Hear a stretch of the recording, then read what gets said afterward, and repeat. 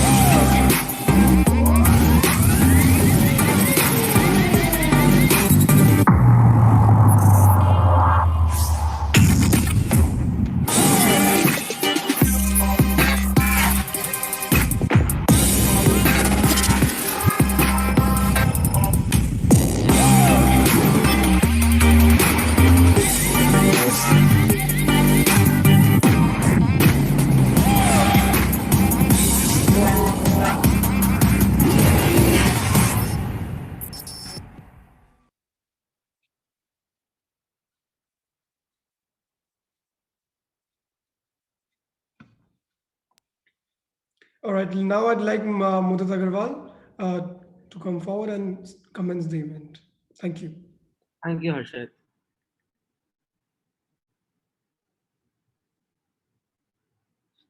I request Ishita to share her screen now.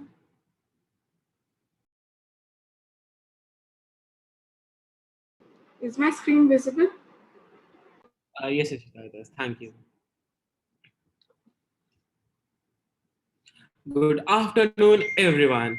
I am Mudit Agarwal. Welcome you all to another interesting and inspiring event as a part of the 5th day of the virtual EVEEC 2021 called the E-Business League, a unique event to taste the entrepreneur and the media person within you. Amity is a leading educational group of India that started as a dream of an extremely successful industrialist, our honorable founder president, Dr. Ashok Chauhan sir. Extending the vision of our respected founder president sir, our Honorable Chancellor, Dr. Atul Chauhan sir's dynamic leadership has brought Amity on a global platform. We extend a sincere gratitude to our Honorable Vice Chancellor, Professor Dr. Balwinder Shukla ma'am, for her motivation and support, and our respected Director Sir, Professor Dr. J.K. Sharma sir, for his continuous efforts and guidance. I would also welcome our faculty coordinators, Dr. Nidhi Gupta and Dr. Jeshi Sapra. We at Amity believe that, pandemic or no pandemic, learning should never stop. So here is Impresario, the eCell of Amity School of Business, with one of its kind event, the Virtual EVEEC. Virtual EVEEC is spread over 6 days with a series of sessions comprising of e-summit, workshops, alumni talk, and many more event activities. This year, EVEEC has an audience of 1,000 plus students and faculty members from 110 plus universities and institutes all over the country, with 6 external speakers and 24 ASB alumni.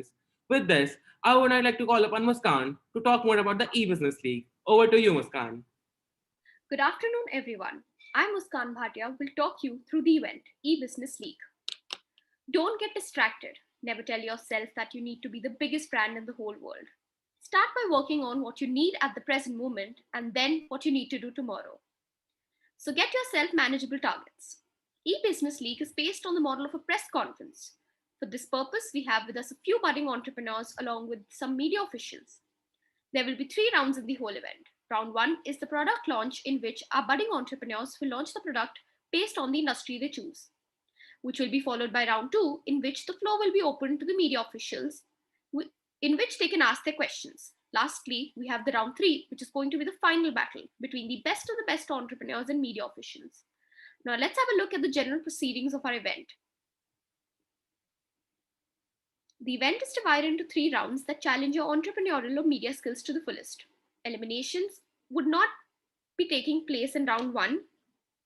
It is requested to all the participants to maintain discipline throughout the event. It's advisable for the participants to have stable internet connection throughout the event. In case of any query, you may write in the chat section and it would be taken to our notice to respond to you as soon as possible. It is advised to stay on mute unless your name is called for. Cameras are to be switched on by all the participants throughout the event.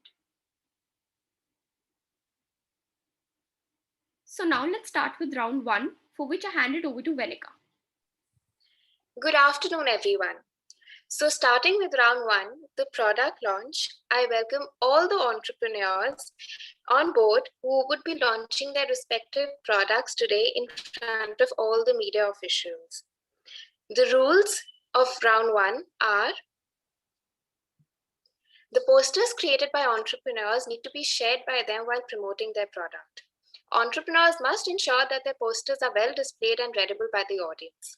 It is advised that all entrepreneurs must have their posters ready in both their devices.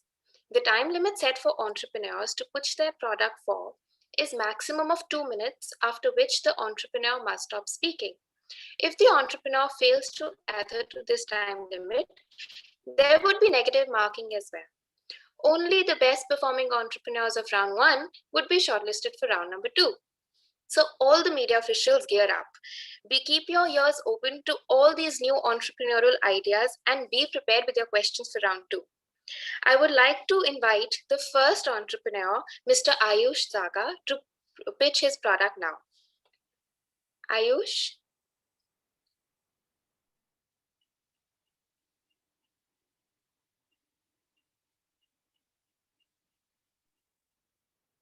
Ayush, are you here?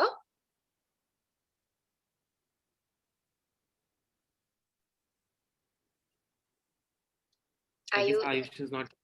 Go ahead and we'll get back to Ayush later on. So I would invite Ms. Gunjan Tiwari to present her product in front of the media officials now. Gunjan, over to you. Yes, just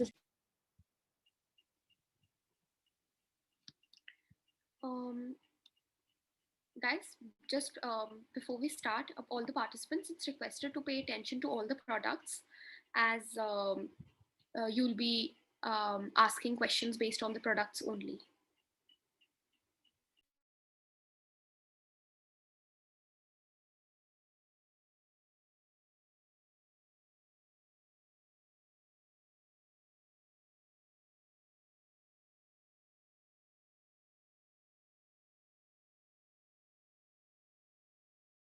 actually, I have made slides. So can you just give me permission to share? So you can stop sharing your screen so that Gunjan can start.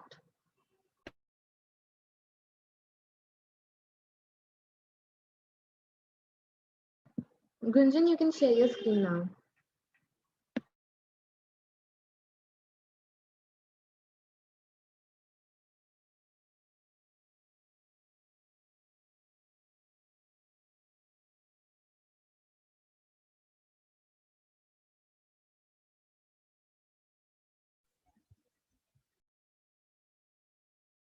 Is it visible?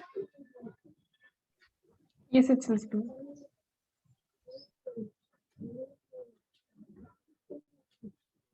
Is it visible to you all? Yes, Gunjan, it's visible. Okay. So good afternoon, everyone. I am Gunjan. Here to brief you about my product. So first, I want to ask all of you a question: that what do you think that what is the most important thing in this busy world? What is it? Just give it a thought.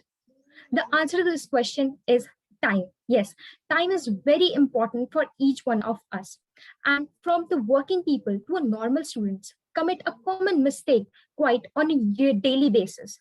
That is, they skip their daily breakfast. Yes, we all know that how breakfast is important in our life, but we still do that because of the time foundation. So in this, we need a product that give us a nutrient as well, and it will be a perfect breakfast. So here come my product, that is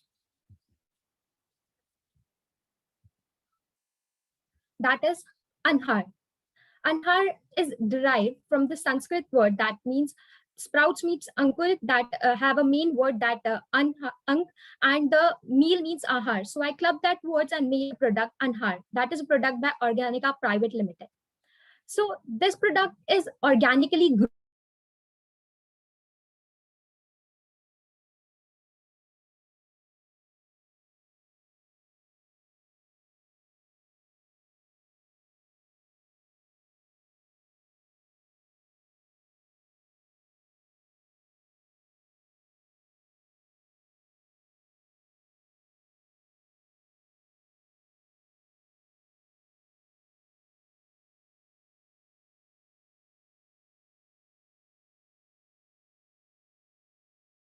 I guess Gunjan, you're not audible. Do we have Gunjan with us?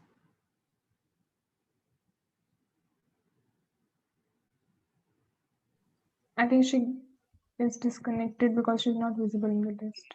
There's a network issue. There would be some network glitch. Either we can wait for a few seconds, otherwise we can move to the next participant and we'll come back to Gunjan when she's back. I think she's joining in some time. So should we wait or? Muskan, you may go ahead. Mr. Ayush Daga. Are you here, Ayush? Yes. Yeah. Can you start presenting your product? Yeah, just a second.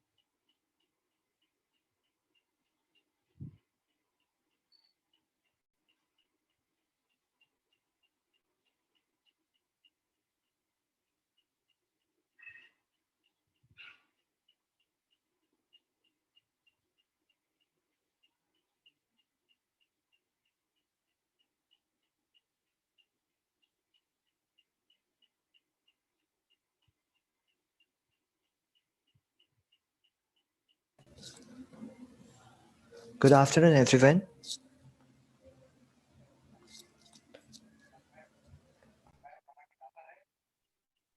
Ayush, you get 2 minutes now to speak about your product. So Yeah. I'm starting the timer. Okay. Okay. All the best. Good afternoon, everyone. I am Ayush. So it's an IT sector. So my topic is beta phone, like mine. So first of all, to problem which are to be to provide the Internet of the Things service by a telecom sector, beta phone to addresses the various daily life problems such as the medical health records, risk management, waste disposal, and vehicle management. And so there are some strength and weakness of my beta phone. And so first of all, people are the cash rich, but the time the poor.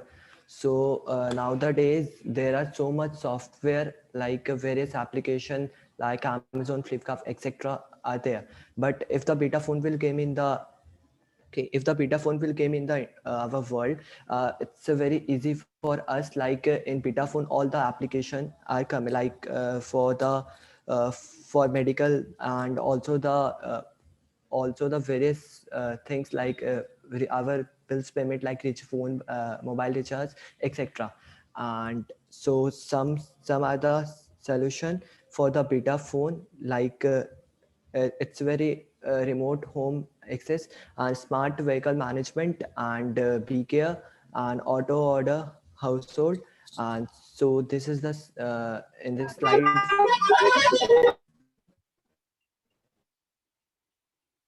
So this is some of the solution in which the beta phone can access. And last, the advantage of the beta phone are the beta phone brand image in the market. It can take the confidence among the public. It has the infrastructure to integrate the system. and Betaphone would provide the network and the hardware required for the IoT, and customer doesn't have to purchase any third-party product. And its strategy are there are in Betaphone has the great time, and but till now no big player has been able to take the deeper in this sector. So thank you. Thank you, Ayush. Has Gunjan joined? Gunjan, are you here? I guess still not. We can go ahead. Okay, so now I welcome Mr. Pratikshit now to come and pitch his product in front of the media officials. Are you here? Yes, I'm here. Yeah. You have 2 minutes to pitch your product. And all the best.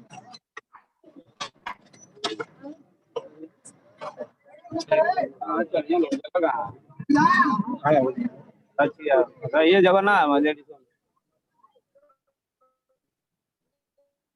I would request all the participants, if someone is presenting, please keep yourself on mute, and while presenting, turn on the cameras. Is my screen visible? Yes, your screen is visible. Okay, so hi everyone. My name is Pratikshit. I'm from BTech IT. My industry is the apparel industry, and my product is actually a mobile application. So as we know, we have many applications to manage our stuff. Like for music, we have Spotify. For trips, we have TripIt, and for money, we have Paytm. So I thought, why not have an app for our clothing, right? So although there are some apps that do the same thing that my app does, but they are all US based. So here is my first made in India virtual wardrobe. I call it Me Attire, where me is my in Latin and attire is obviously clothing. It's a free to use app which builds a digital wardrobe by uploading images of our own clothes. Now in the app, you get a clothes tab where you can upload different pieces of clothing you own according to categories like tops, bottoms, dresses, etc. You also get an outfit of the day tab and OOTD tab, which enables you to pick and view outfits for the day quickly and very easily. The app provides you with various efficient features like there's an outfit option where you can mix and match different pieces of clothing to create the look you want. There's also a shopping option which you can shop from major brands from within the app through the links provided in the shopping section. You can also have a virtual closet tab where you can sort all your clothing that you have uploaded here according to categories. The USP of Me Attire is definitely the calendar feature where you can literally plan outfits for an entire month in advance. This feature also recommends you outfits based on the clothes you own. In the end, I just want to make your life easier and make one less confusing decision in your life. This way you save time, you look stylish, and you save money as none of your clothes stay hidden away in the drawers. Thank you. Thank you. Thank you, Pratikshit. Now I would call Gunjan's here now. So I'll be calling Gunjan now. Thank you, Pratikshit. Thank you.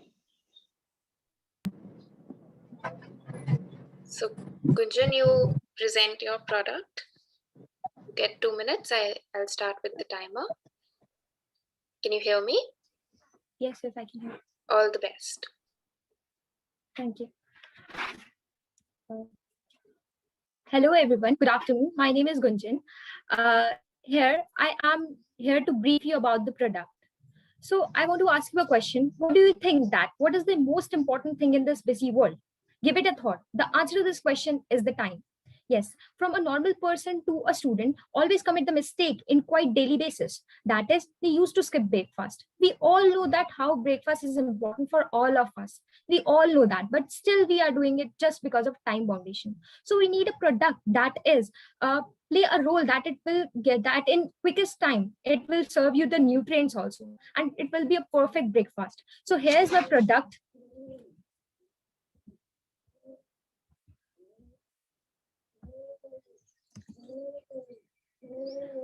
Is slide changed?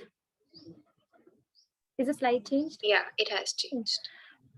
The product Anhar, which is derived from the Sanskrit word that means sprouts means ankurit, and its main word is an, and meal means ahar, and I clubbed that word and made the product Anhar. And it is product by Organica Private Limited. It is 100% organically grown, and it is very nutritious along with the awesome taste. You must do try it. Sprouts, it has, I will just brief you about the product, that it has a sprouts of moong, alfalfa and masoor, ragi and kulti, that are the sprouts which have a tremendous nutrients values, and it has potassium, vitamin.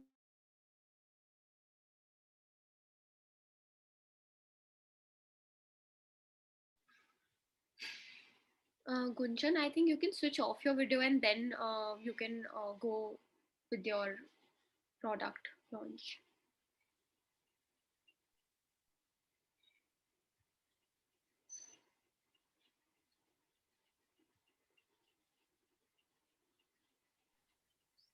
Am I audible properly? Yeah. Yeah, you are. Thank you. So, here's the product, which is 100% organically grown, very nutritious, along with the awesome taste. You must try this. The sprouts of moong, alfalfa, masoor, ragi, and kulti are the awesome mixture of nutrients. They have their own nutritious background. That means it has potassium, vitamins, and all you need in a bread. Research, you will require only from 700 to 400 to 700 calories for a breakfast, and Anhar will give you 700 calories. And what made it different from the other products? Because you can take this product anywhere, in bus, metro, you can have it anywhere. Just you have to open the box. You can see in the screen that it will have a box, and it is a hand size box, and you have to just open it, and it will have a spoon inside it. You have to just open the box and just have your breakfast. It is that simple. And the packing of the product is free from plastic, biodegradable. That means it has no plastic in it, and it is completely biodegradable product. And why this product is the need of hour? Because 1 out of 4 research, according to the research of Kellogg's, 1 out of 4 in 300 million Indians used to skip the breakfast, which is very injurious to their health, and they couldn't get an idea of that. So this is the product which is a perfect combo with taste and the nutrients, and will give you a perfect breakfast. So this is all about my product. If you do like it, so please check out our website, and we have a 24-hour customer service, and feel free to email us. Thank you. Thank you, Gunjan. A very innovative one for sure. So I'll be calling the next one. Thank you so much for presenting your product. Can I call Miss Tanvi? Is Tanvi here? Yeah, I'm here. Just a second. Yeah. So I'll share my screen, right? Yes. Yes. I hope all the media participants are making their questions and noting down the pointers. I guess Gunjan is still sharing the screen, so I'm unable to share mine. Gunjan, can you unshare?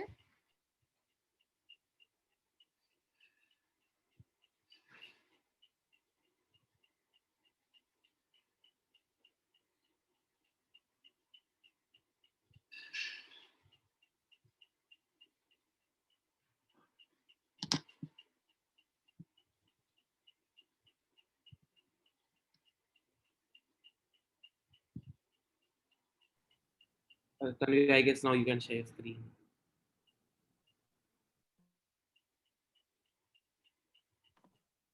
Is my screen visible? Yes, Tanvi. Yes. Right. So All may I the start? best. Thank you. All the best. I'm setting the timer. Yeah. So Reflora, sublime sacred serene.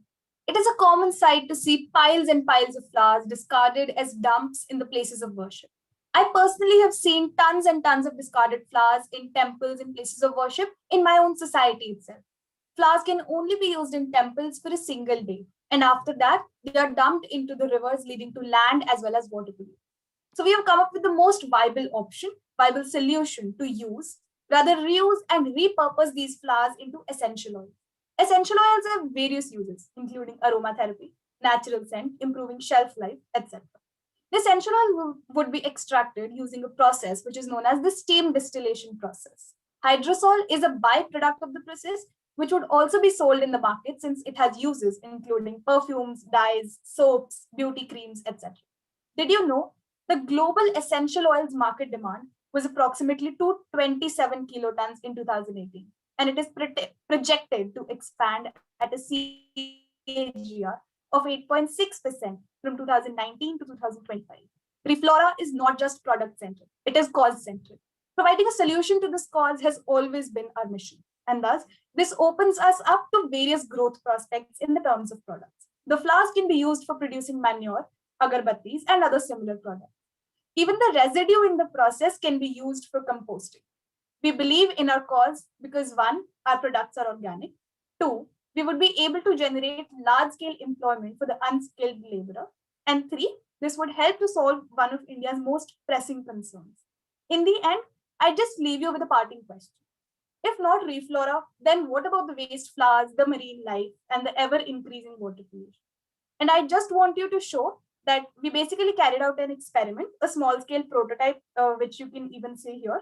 And so I'd like to share a 20-second video for the steam distillation process that we carried out.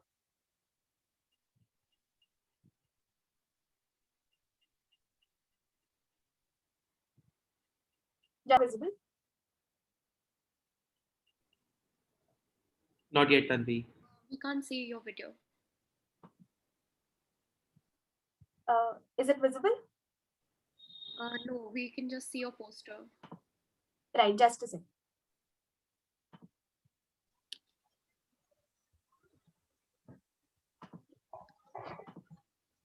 Now is it visible? Yes, Tanvi, it is. Right. So this is the steam distillation process that we carried out basically at a prototype level.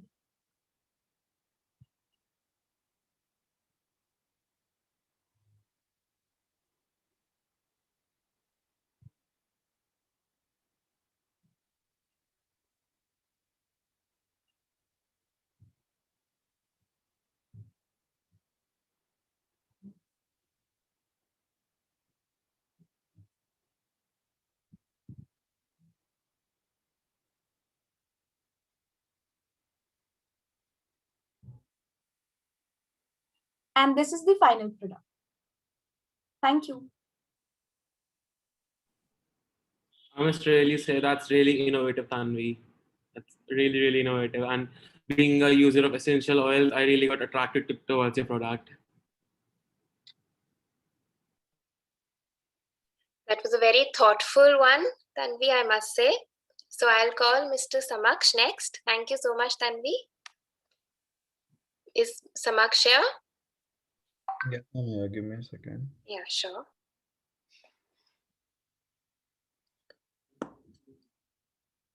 I must say, all the entrepreneurs are coming up with great ideas. They're so innovative. Yeah, and we're getting to learn so much from all of you. Okay, is my screen visible? Yes, Samaksh, it is. Yes, Samaksh. Yeah, All so the best, and you get 2 minutes. thank you. So I call my organization the Queen, which is the manifold solution to our multiple problems that we have. One of the problems that we have, that menstruation forces young girls to drop out of schools and expose them to reproductive diseases. 4 out of 5 girls drop out of schools in rural areas every day. Then the other problem that we have, one sanitary pad could take up to 500 to 800 years to decompose, as the plastic level used is non-biodegradable. So it has a really great impact on climate action and really harms the environment. So what do? We really have to use the sanitary napkins, and then we also have to have a sustainable disposable of them. In 2012, Sham Sundar Bedkar invented this eco-friendly machine called the Ashuddhi Shasan. I'm sorry, I can pronounce that. But it literally translates to destroyer of impurity. It is an incinerator that destroys the sanitary pads. It heats up to 300 degrees and completely disintegrates the sanitary pads for a cleaner and sanitized disposal of the sanitary pads. So let's come back to the organization Queen and our main product that is also called the Queen. It is the manifold solution to these problems as it is a built-in sanitary pad dispenser and a disposable machine, both of them in one. The dispenser is an IoT-based fully automatic sanitary napkin dispenser, and it allows us to have a untouched experience to get the sanitary pads, and it is a simple coin operated machine. Then the disposable machine, which also helps us to dispose all the sanitary napkins and the way I explained before. What is the target audience? We'll be targeting rural areas and government colleges for the same. Then mostly colleges and hostels, and hospitals are going to be our major target audience. And then housing colonies, of course. The marketing strategy that we're going to use is targeting non-profit organizations as they are the major sources of spreading awareness about these products and these problems. Then government policies like the Narendra Modi is implementing a policy of he is providing 12,000 crore rupees to provide sanitary pads to all the Indians. And then we are going to focus on awareness drive to focus on women empowerment and all these issues. The end goal is we are going to work towards achieving the sustainable development goals. If you don't know, the sustainable development goals are the 17 goals assigned by United Nations that they want to achieve till 2030. And some of them goals include women empowerment and clean health and sanitation. Then we have to normalize sanitation and make sure that people are not afraid of menstruation. And then making these machines a basic necessities like cars and houses. Yeah, that's my product. So thank you for your time. And this is, I also made a poster if you want to check it out. I'll stop sharing my screen now. Very well thought of. Very, very well. Really thoughtful product, and the fact that you thought of like everything and that you combined a lot of like innovation and like ethics, and given that you're a guy and in India like people have this very taboo concept with menstruation that boys don't know about it too much, or that you thought of making it regardless of like a lot of people would make fun of men for being like, oh, you like these things or you talk about these things. That's very taboo in India. So that was a really like a daring product to get out, and I would like to commend. And also, that's very thoughtful of you that someone needs to also think of the rural areas. We're always focusing on the upper side, and thank you so much. It's really interesting to see like how people use these platforms in a different ways. We got to learn a new thing, and I'm really glad that this platform could deliver this message to people around there. Like that's really exciting about these events. Thank you, guys. Thank you so much, Samaksh. I'll welcome Miss Shreya Joshi. Is she here? Yeah, Shreya is here, and I'll be sharing the screen for her as her device is not supporting that. Okay. Shreya, you could switch on your camera.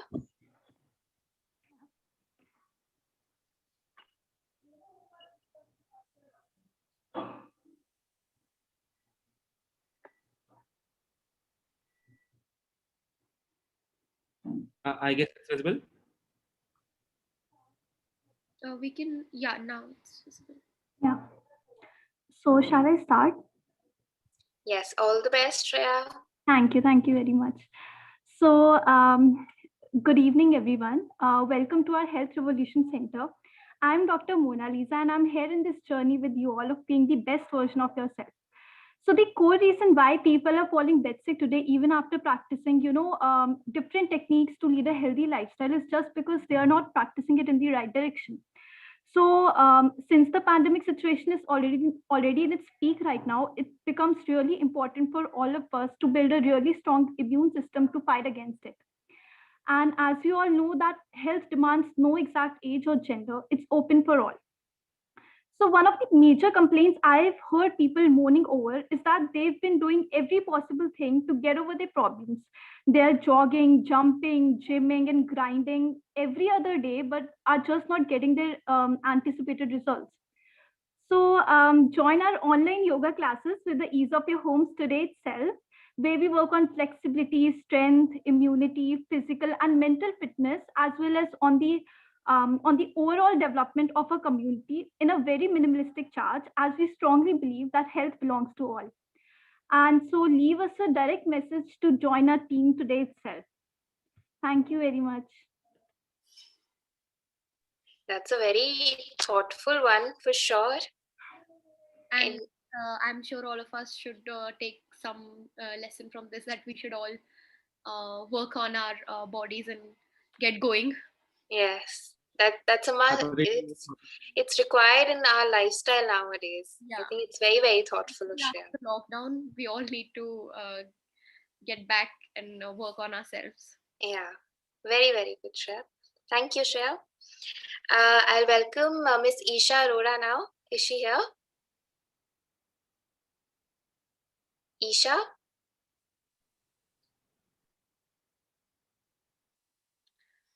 Is Isha here? I guess not. We can move ahead. Okay, so Mr. Raj Peter Gomes, I welcome you to present your product. Can you hear me? Yes, I can. Okay. Hello. Hello. Yeah, you're audible. Yes, So, one second, please.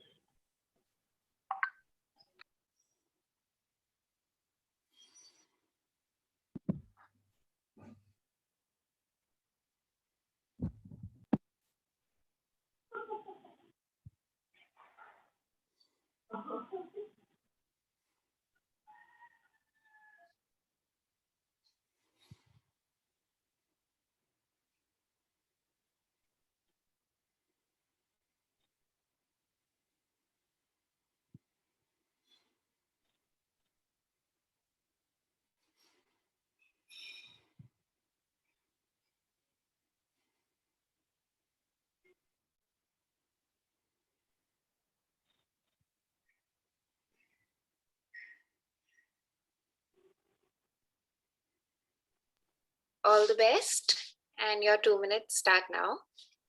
Well, hello everyone. My name is Raj Peter Gomes, and today I am going to present to you some innovative hair oil.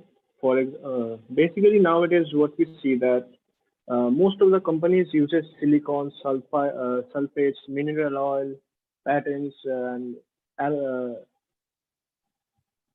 decentrated alcohol for fragrance. They use synthetic fragrance, which often damages our hair.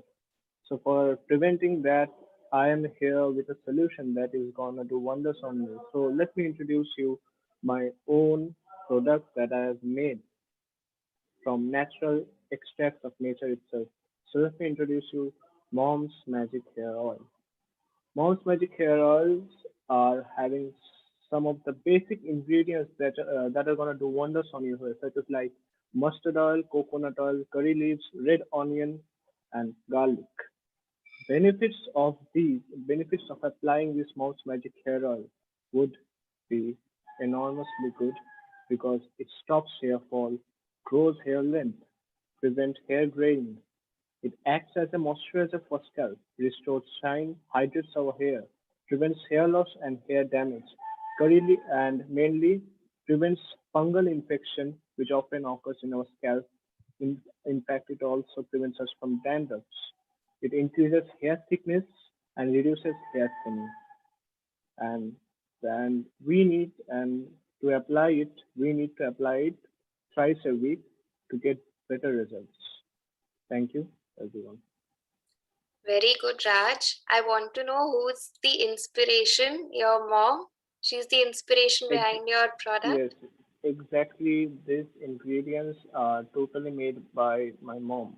Oh, Because that is very yes, nice. this and she actually suggested me that you should actually go with this product that I made you, because I have tested it on myself and I am very benefited.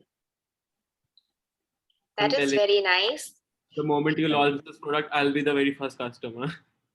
Yeah, sure. I will be. Thank you. Very nice, Raj. Thank you Thank so you. much. Thank you. I would now welcome Miss Manvi Gupta. Is she here?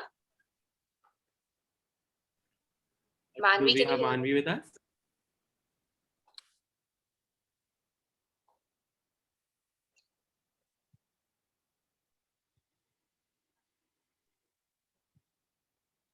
Manvi, can you hear me?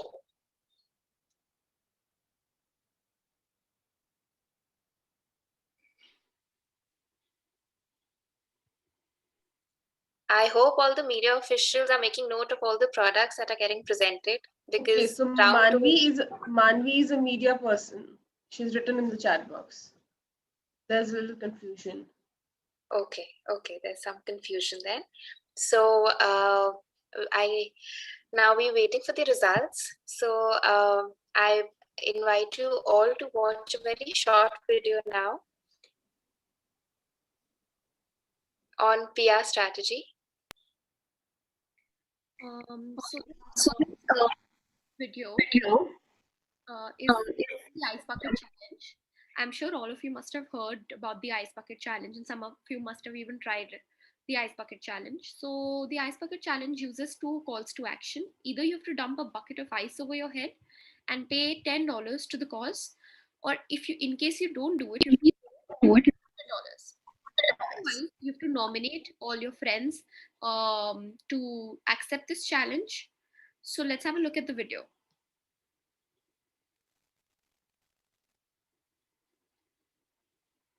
A few years ago, videos of people dumping a bucket of ice water over their heads flooded social media, now known as the Ice Bucket Challenge. The viral sensation of 2.4 million videos was a way to raise awareness for a neurodegenerative disease called amyotrophic lateral sclerosis, also known as ALS or Lou Gehrig's disease. The idea was to raise money for the ALS Association and research on the disease. The viral challenge raised more than $115 million, with almost $80 million going towards research.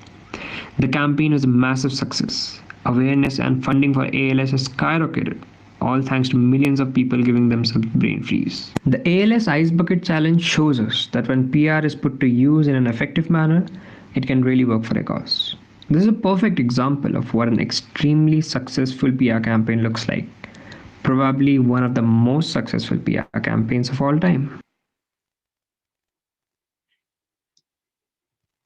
So I'm sure the magic of PR has helped a lot of people, and we have it was a pure deed, which is why a lot of people could overcome the disease. So now we'll move on to round two, which is the press conference.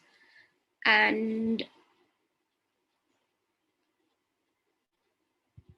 now that we have the entrepreneurs as they've launched their product with the utmost creativity and balance, it's time for the media officials to question the entrepreneurs and their products.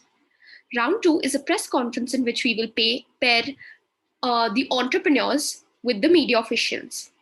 And after which, as they'll get 1 to 2 minutes to answer the questions based on the product or related to the product or on the industry. So let's have a look at the guidelines.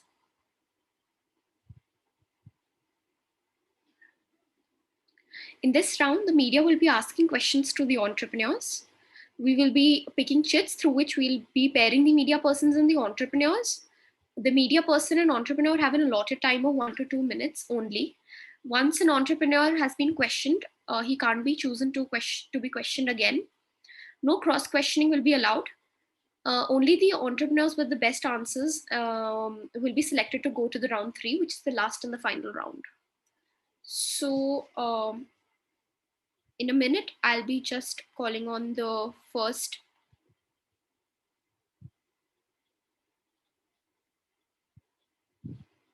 I hope all the media officials are all geared up with all their questions. I hope you've heard each and every entrepreneur with their idea, because round 2 is all about how you're questioning them. So for entrepreneur Ayush, we have Divyansh and Navya. All right. Can you tell the name of the product? Ayush, Yeah. I request all the participants to switch on their camera, as we want it to be as interactive as possible.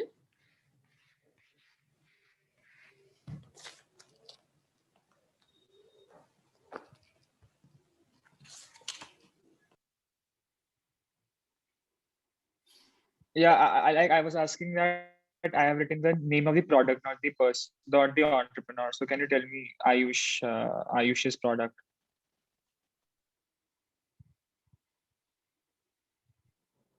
It's beta phone IoT, as he mentioned in presentation. All right, Ayush, could you like give me in two sentences, just can you give me a brief about your product, because it wasn't clear in your presentation. Like somewhere there it was lacking when it came to the presentation of the product. So could you please give a brief, like if you would want to explain it to a kid, that what is your product? Can you do that in just 2 sentences or 3 sentences? Yes, 1 minute.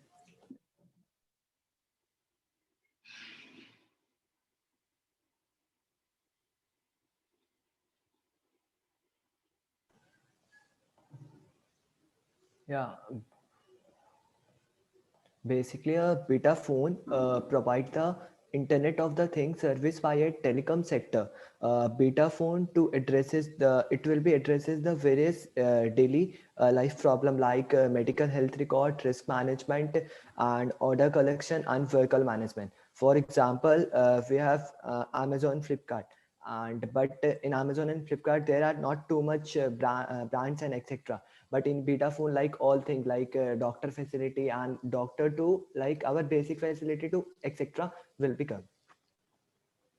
So basically it's an app that's providing every facility. It's an application, phone application like software. So Okay, from now doctor to everything, right? What are the facilities that it will be providing? Can you come again? Yeah, medical health record, risk Yes. and waste and order and vehicle management, and like our recharge mobile, matlab phone recharge, etc. bills payment, etc. So what led like you all to, such transaction. So what led you to the like what exactly made you to think of this product? Like because we have Tracto. Actually there are so much application and we have to download the so much application in the phone, like for bills and payment we download Google Pay, and for shopping we download Amazon. But if beta phone will become in the world, the one application all such we can do the all things. All right. Okay, can I ask my question now? Yeah, sure. See, you said that Amazon and Flipkart, they don't have so many vendors, and you get lesser options. But you said this. No, Amazon they have also so much vendor actually, but like in Amazon. Okay, go on. No, you first. No, like my question was that, like you said, because they have very strict policies and they only include quality products and they have various guidelines that people have to match. So if you're allowing each and every person into, each and every like contact into your like doctors and everything, and there won't be much quality left in them. And what if people who aren't very much aware or techno freak, they can be like robbed or scammed or something, because you are even initiating payments through the same app as well as providing services through the same app. So, and first of all, like the pitch was very vague and I couldn't get the product. So how will you make the consumers aware of the benefits? Because Amazon and Flipkart, they're already big names existing in the market, and you are saying that you are going to be better than them. So what's going to be your strategy for that, to invite these people to use your product or service? For in this sector, yeah, for in this sector, there are large number of the growth opportunities, but till now, no big player has been able to take in this sector. And for Betaphone, when Betaphone really came in the world, we would just give various offers like bonus and various offer like discounts and various discount like big hospital like Apollo, etc. And if we are going to the Apollo, okay, and but when we visit the Apollo, like there are no much not too much discount, but when we book from the Betaphone, like Betaphone will be provide the 10% or 20% discount. And also the we will do the advertisement, so the customer will be attracted, more and more customer will be. Okay, Ayush, I have last question for you. So, sorry, the time is up. yeah, all right. I just contact him. Yeah. Also, to all the participants, please make sure that there's no cross questioning taking place, as it's one of the major rules of this round. And but it was quite spicy, I must say. Yes. And they made it quite ruthless and spicy for the entrepreneurs. So good job, media people. Yes. And don't worry, media people, we assure you, we have the third round covered up for you. You can ask as many questions. All will have a fun time in round 3. So thank you, Ayush, Divyansh, and Navya. We now move on to the second pair, which is Sandhya and Ashish will be asking to Gunjan.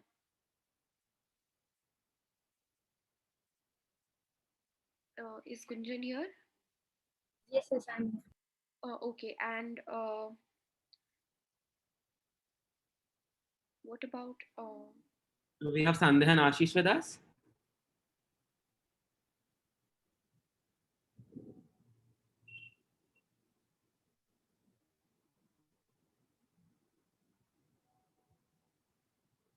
I guess we don't have Sandhya and Ashish with us. So we move ahead. Icha and Nipun will ask Gunjan the questions. All right. Good evening, everyone. So Gunjan, my very basic question for you is, you mentioned that your product has 700 calories, right? When you eat it. So I want to ask you, why would I not prefer oatmeal, which just has 300 calories? I'll have a better option to eat in the morning. It's liquid also, so it will be easy to digest for me, and your product is dry. So that why should I not consume 300 calories and a liquid product?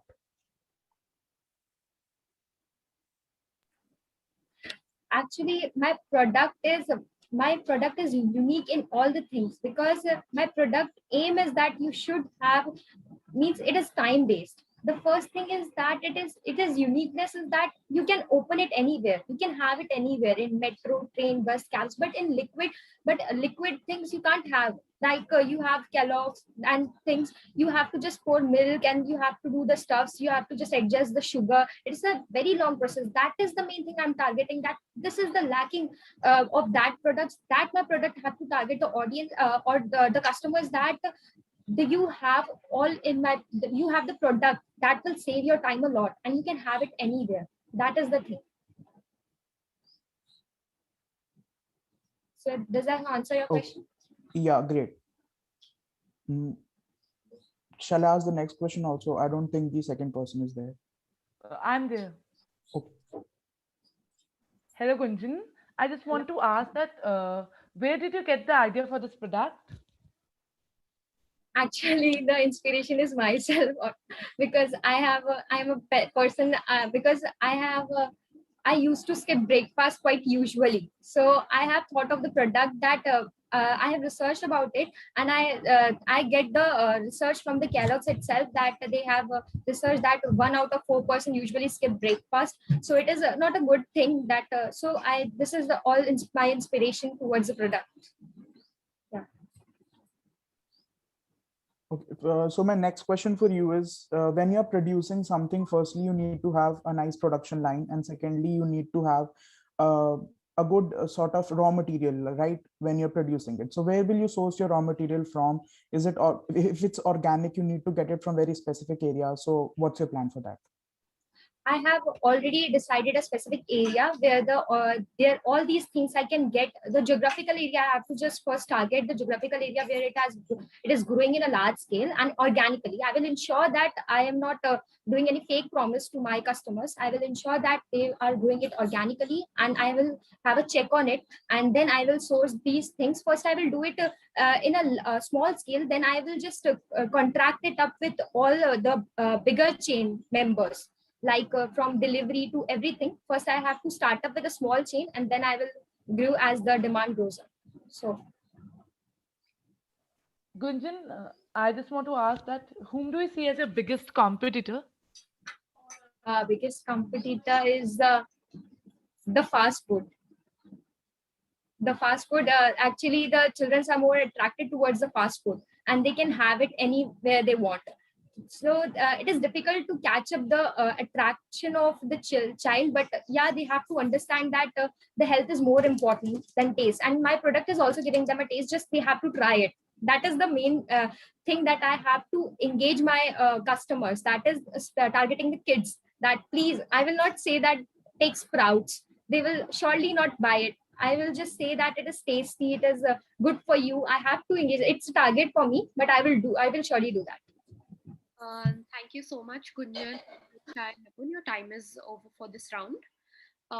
But I must say it was a very interactive question and answer session. Gunjan, you had all of them are paying so much of attention to all the entrepreneurial ideas. It's very good. I'm very impressed by the media people as well. Very amusing the points they have taken out. They are focusing on everything now. That's Very really good. interesting. And the entrepreneurs they're having that knack to answer them back, and they have an explanation to everything. So it's very, very good. Good Very going, good. guys. Mudit? So let's go ahead. So our next pair is Shivam and Ronit, and they will be asking Parikshit. But I have one request to all the participants here. Whenever we see a product launch, whenever media person asks questions, there is a lot of energy. There's a lot of things happening around them. There's a lot of things happening in their head. I can't see that thing. Please buck up, guys. I want to see that energy in you. I want to see that competitiveness in you. Everyone needs to be competitive here. Please have that energy, be a little competitive, and answer like that you are the entrepreneur, you own that thing. To all the And media I think persons, Nitika makes a lot of sense because when we look at Steve Jobs, going there and presenting his product, he's so enthusiastic about it. I can see that somewhere, but I think it can come out even more. When you hear Tim Cook, introducing the fact that he's removing the headphone jack. I mean, even at that time, he was so excited and he believed in what he was selling. So you have to get that belief behind your product. And I think that's the only thing which is a little missing. The ideas are superb. So just add that little bit of zest there, and then we'll see where this event goes and where your idea will go. And to that end, even the questions which are coming are amazing. But I think the questions should be more about the base, like what the product is. I mean, imagine if someone asked Tim Cook that, oh my God, why did you remove the headphone jack? And then, of course, he would have an answer at that point. So very good going. I'm very happy, and let's take it forward. Please have some energy. We need that energy in the participants now. And we want all the participants to be little competitive. I want to see that thing that, okay, my product is the best one. My product is the best one. Go ahead, show that your product is best. And so to begin with, I must say, thank you for the words of wisdom by our very own Nitika and Zishan. And guys, let the battle begin. Come on, buckle up. So guys, your time starts now.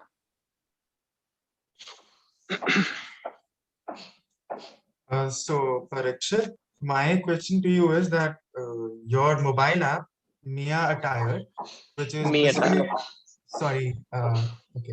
So you mentioned a lot about the calendar features, and the virtual wardrobe was the main headline of your product.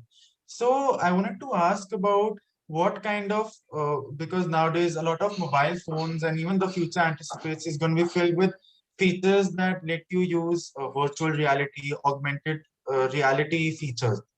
So what sort of compatibility does your mobile app have with those features that are provided by your phone to further enhance this experience?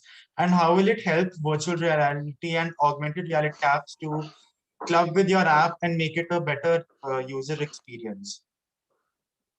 I mean, my purpose is to provide you with efficiency for your everyday life without any confusion to select your clothes for a month, or you can set how much of time you want, right? And so with virtual reality, I mean, it has a very much big scope I can implement in my app to provide with, a certain environment for even better performance with my app application for, effortless decisions for clothes. Does that answer your question? I mean, it sort of does. For instance, like, what sort of an user interface will it be? How is it going to be like an actual workable model? Because like on paper, it all sounds perfect, but when it comes to using it in real, it's so glitchy. There's so many compatibility issues which you should be able to overcome without having to have some recall programs for your application in the first hand, because it's such a competitive market out there, and I would really want to see your product, be really successful. Like for the interface, I would really keep it simple because I don't want it to, be a complex thing. Like my biggest competitors would be like Closet Space or Purple Outfit Planner. And till yesterday, I didn't know about them because of their, marketing. And my interface, I need to keep it at 100% and even my marketing so that people know about it and can, download the application. Because as much as you want to keep it simple, it also has so many features in it.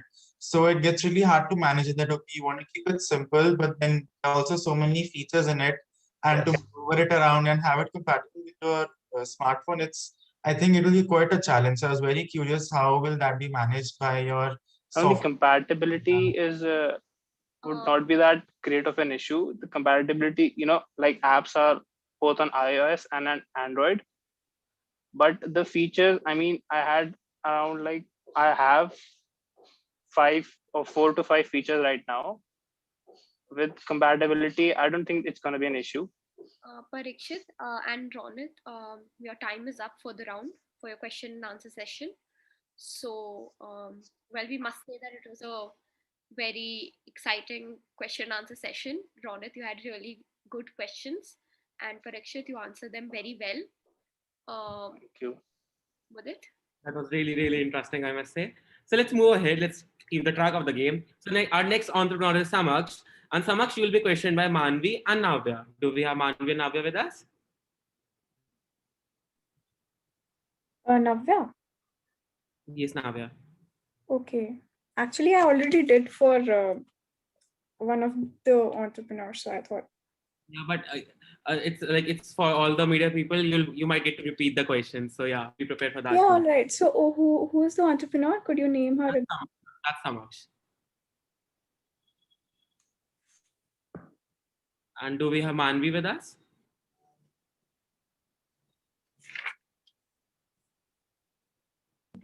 Okay. So, Manvi, you can type in your question in the chat box. So guys, your time begins now.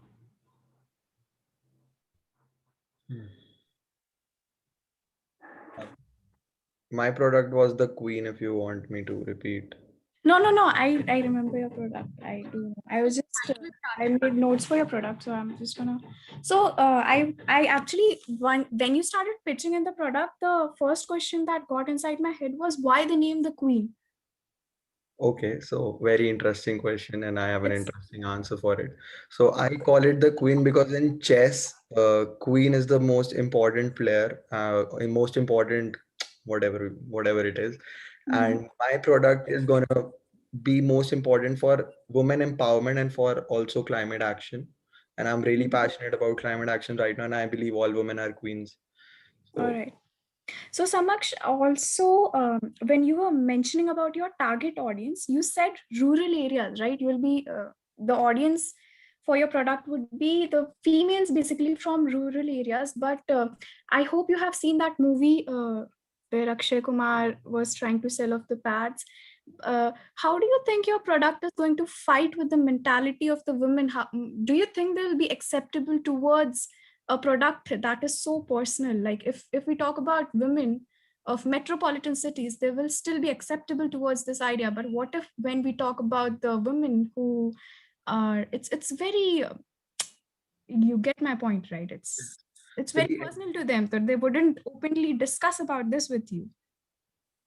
So how you're going to face that? How you're going to, what is your strategy to face it? Should I answer now? Yeah, sure. So the entire point of my product is normalizing sanitization. In the rural areas, the statistics suggest that people are not really keen on sanitization or sanitization for menstrual hygiene because they focus it with impurities. And just like I introduced the product, it is the destroyer of impurities. That's how I'm gonna market it into the rural areas. And the product is quite expensive. You might also have a question that how rural people from rural areas would purchase the product. My target audience is not directly the rural areas. It's gonna be the government and the NPOs who gonna buy it and put those in the rural areas. Just like the toilets, people don't actually buy toilets; they are there. Do you think it's okay to call your product as destroyer of impurity? How okay it is to name something? Why the reference of impurity? Do you think? I think it's perfectly all right to call it the destroyer of impurity because literally the word impurity means it's a negative. Because I am thinking, being a woman in India, I'm thinking of impurity in two sense, right? So impurity to what?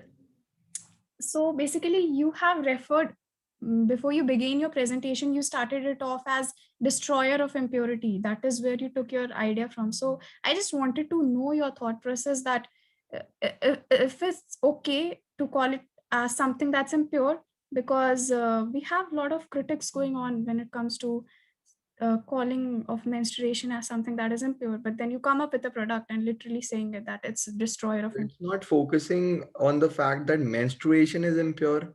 Yeah, it's focusing on the fact that the hygiene part that is integrated with it is impure.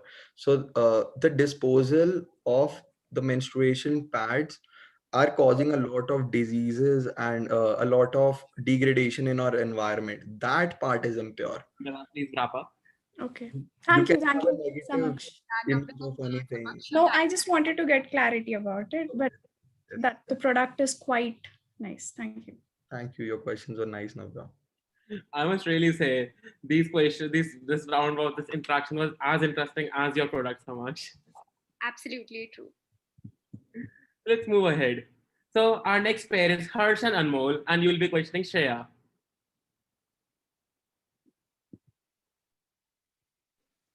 Yeah, hi Shreya. Hi. So the basic question I want to put to you is like we all have old people in our home, like our grandparents, and they have shaky bones, so they can't do meditation, gymming, and aerobics. So how can you convince them, and how will you convince them to do that aerobics and meditation things? So exercises are not for a particular age group. It's open for all, as I mentioned it in the poster as well. So the thing is, exercises are depends on the diseases you have, the problems you are facing. Like a diabetic patient will practice another set of exercises, while a person who is having heart problems will practice some other things. Of course, the old age group have a particular set of exercises, and as well as meditation, aerobics, everything is open for everyone, and they will be prescribed with things to do according to their problems. First of all, we analyze all the problems the patient is facing. Afterwards, we advise them to practice certain things under our supervision. So our entire team supervises the old age people as well as the kids, depending on their age group, the diseases they are facing, the problems they are facing. And moreover, it gives mental peace, mental health gets stronger when you practice meditation and when you do exercises. So it's very much needed for the old age people as well. Like the one more point, like if we do exercises and other things, the most important is the diet we follow. Like 70% we should follow the diet, and 30% depends on the exercises and gymming all. So how can you convince them to have that protein diet or another diet so that they can be the active persons in their old life too? Right. So the thing is, when we talk about meditation, yoga, health, and fitness, right now it's all under the naturopathy system, right?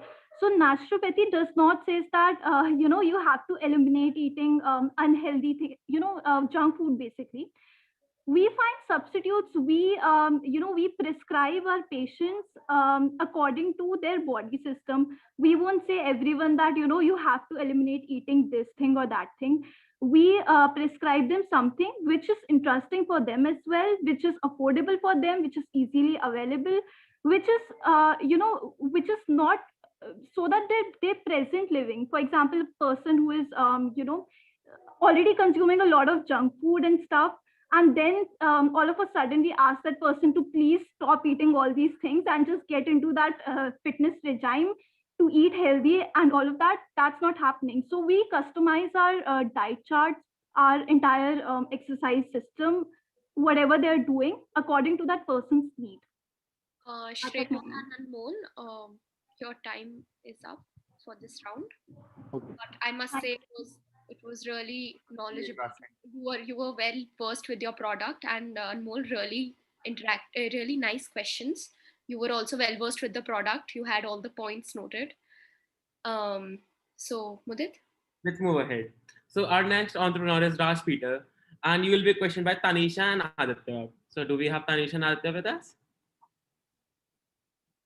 Yes, Aditya here. So yeah, your product was Mom's Magic Oil, right? Yes.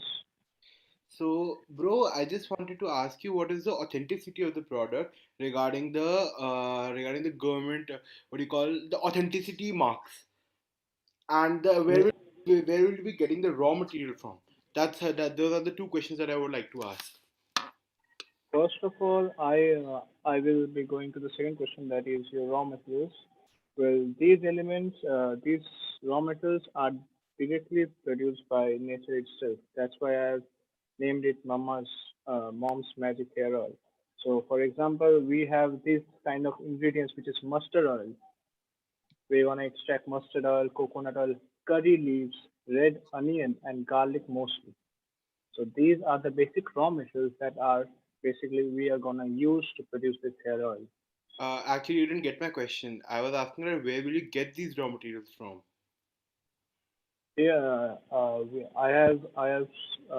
we have something farming. Sorry?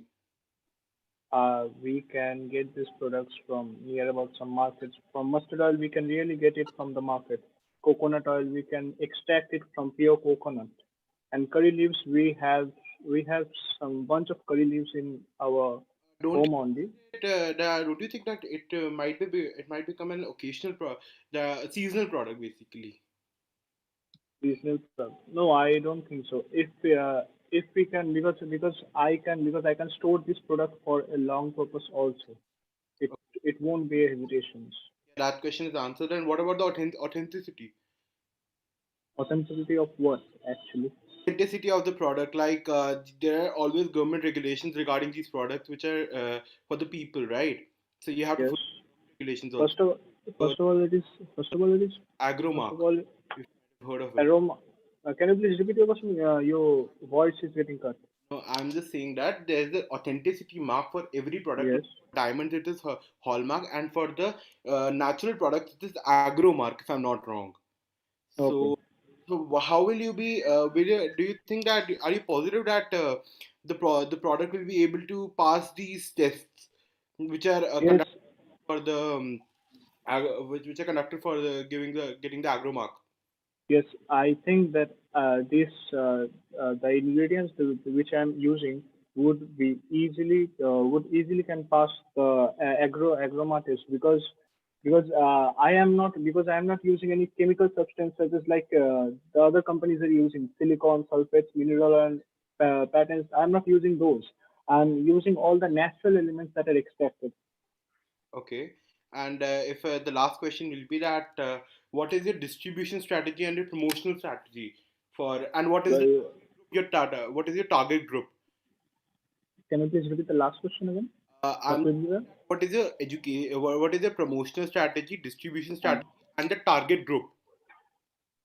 Well, first of all, my promotional strategy would be as I don't have much capital, I cannot invest much capital firstly. So my promotional strategy would be simply from posters, banners, and means which are used in the rural areas, which are mostly used in rural areas. And Aditya, your time is up for this round, but it was a really one-on-one. You all were really on it, and That was really, really interesting. Like, fun. I was completely enjoying it. To be very, very honest. You were really enjoying your session. So, can we go on to the next? I request Raj to please mute yourself.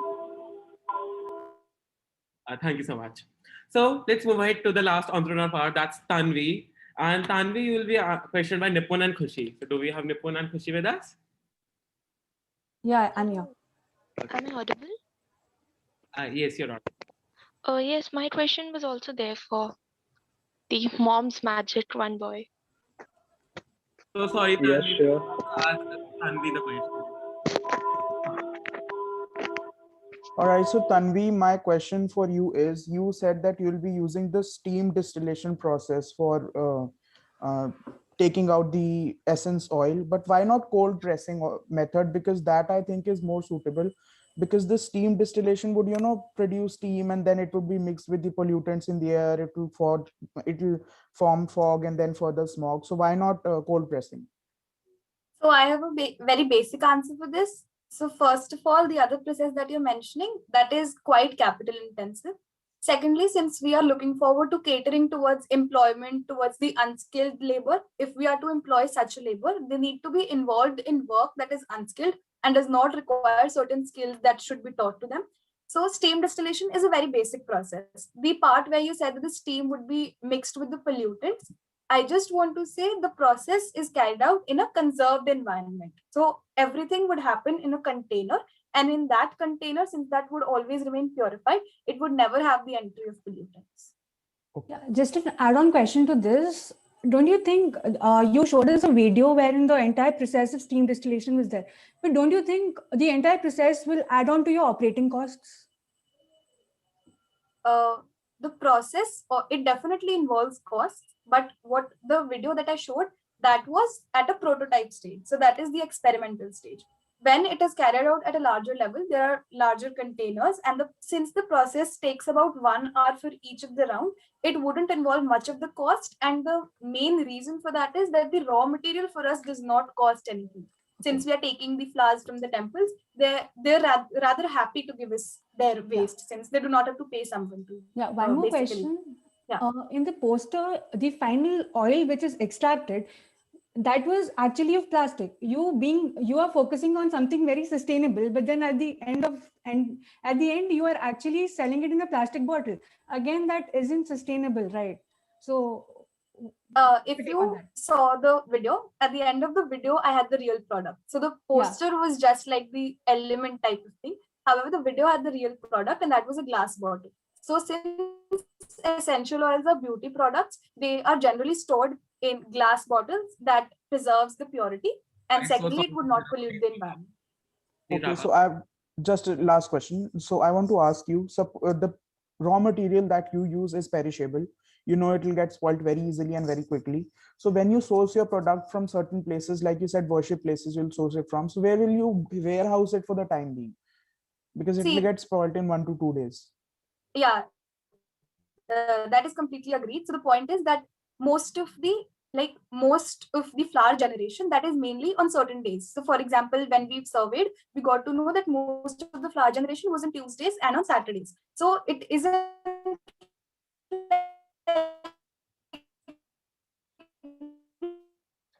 have to carry out the process every day.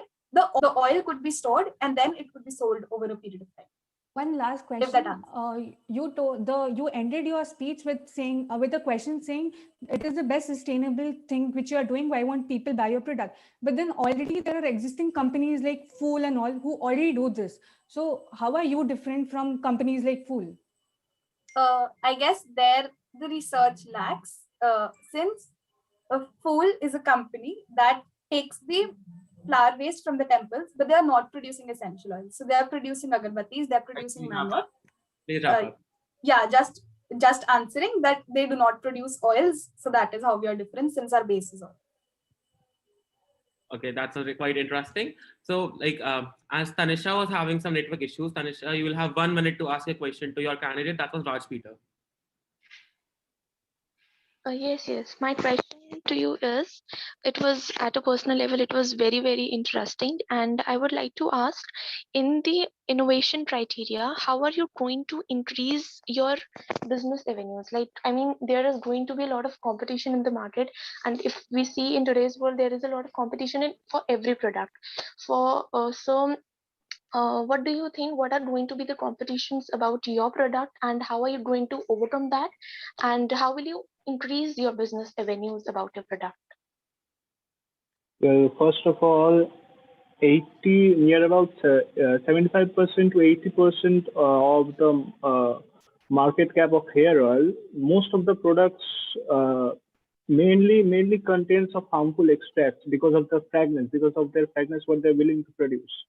Yes. So basically, I am confident about passing those 75% of hair products, but I think that competition may be starting from those only 25%, because there are very innovative brands such as like Mamaearth and Wow Skincare. I hope, because they are also producing natural elements too. But I hope that I can compete with them, because I guess my products, because I have seen that Mamaearth is selling products in 1:1. For example, Mamaearth is selling hair onion oil for 500, and then hair to prevent hair oil, they are selling the other, and hair oil kit for 2,000. So basically they're stealing people's money for all of it. So my product can replace their product with only 2 bottles, I guess. Okay, I got you. And my next question is, how often do you use your product on your very own selves? On the daily basis, you can say? Yes, I am also answerable to it. I use it twice a day, twice a week. I use it twice a week. Yes, I use it twice a week. During this pandemic situation, I have faced a lot of hair loss issues, to be honest. Participants, I request you to please stop as your time is up, or you will be marked. Thank you. Okay. Thank you. So before we move ahead to round 3, over to you, Muskan. So while we're waiting for the results of as to Excuse me. Yes, Harshit.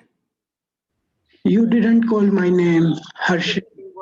Your name was called along with Anmol, and you were supposed to interrupt and ask a question. Harshit, you were paired with Anmol to ask. I was waiting for that. I didn't listen that. So may I get now? You get 2 questions. Mudit, who was he paired with? You were with Shreya. So you can ask Shreya. You can ask Shreya for 1 minute, and please don't take the time limit. Okay, sure. Shreya, as yoga needs not only instruction but also physical support. Through online classes, how will you manage to take care about posture during yoga practice? As if someone perform yoga in just little bit wrong manner, then the results will be not good for health. So this is my question. Okay, sure. So, look, in our online classes, we practice exercises one-on-one with with our customers, right? So they are in front of us. We are doing it with them. We are supervising them live with them. We are supervising that whether they are doing it right or wrong. And of course, whenever it's a difficult posture or something requires, the breathing cycle also requires to be checked from time to time. So we do all of it online itself, because we are present live with them, and we are checking on them that whether they are doing it right or not. So, and yeah, we are also practicing with them, so it makes them it makes the entire situation easy for them to understand and how to do it, because they are watching us live. So yeah. Is it same as offline? Yeah, Because, it's completely same, because even online it's more more of it's more easy for the customers to understand what's going on, because we are right in front of them. We are correcting their posture. We are saying that what's right for them, what's wrong, and we even know that what kind of problem that patient is facing, so that we could correct that person's posture and the breathing cycle itself then and there, so we can advise them accordingly. Shreya. Oh yeah, thank you. Sorry, Harshit, but I think there must be some miscommunication that took place. So before we wait for the results as to who move on to round 3, which is the final battle, we have another PR strategy based on the PR strategy, but this time it's on SpaceX and Tesla. SpaceX sends a Tesla into outer space. The red electric car, which was first launched into space on February 6, 2018, had carried a dummy called Starman as an unimaginable journey towards Mars. After few weeks, only in nearly 3 years, the car, which was first launched, the tracker recorded that it had completed 19244 orbits of the sun with an orbital period of 557 days. Let's have a look at how Elon Musk used this PR for his benefit.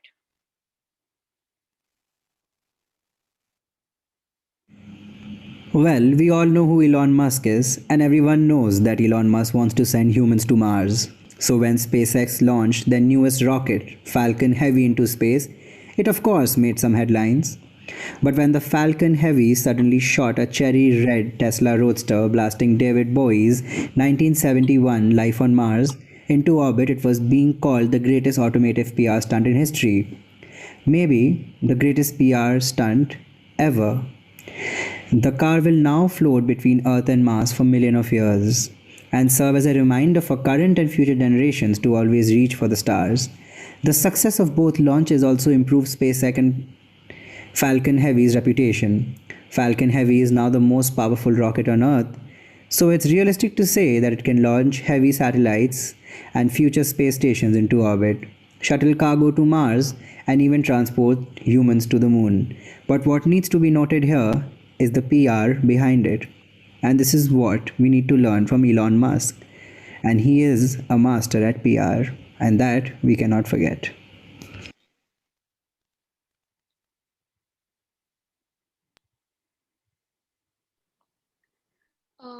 So now we are ready with our results. So Ishita. And before that, I would like to say, guys who don't make to that third round, don't lose hopes. You still were amazing. So the winners of round 2 are Parikshit, Tanvi, Samaksh, Shreya, Gunjan. And in media, we have Navya, Ronit, Devansh, Khushi, Aditya. Congratulations, all of you, and thank you to all. And please, all the participants who've not cleared the round 2, please don't lose hope. It was amazing. And what an amazing session we had. The questions were on point. The products were great. Thank you so much. And congratulations to all the top 5 media persons and all the entrepreneurs who move on to the last and the final battle. So now, without any further ado, let's move on to round 3. For that, I hand it over to Tulika.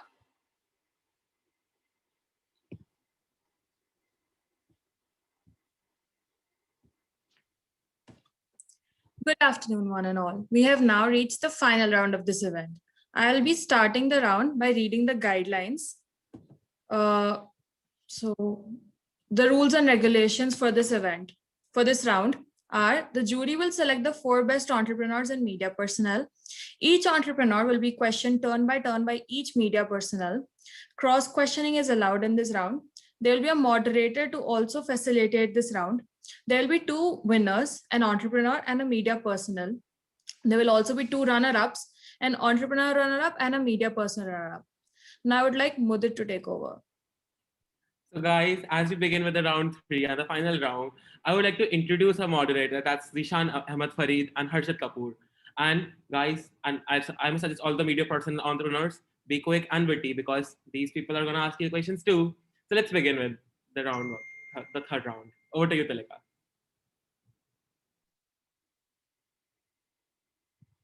So, Tulika, I'll start. Yeah, situation 1. You are Vijay Mallya, the owner of Kingfisher. Your company has been employed in a class action lawsuit by former employees.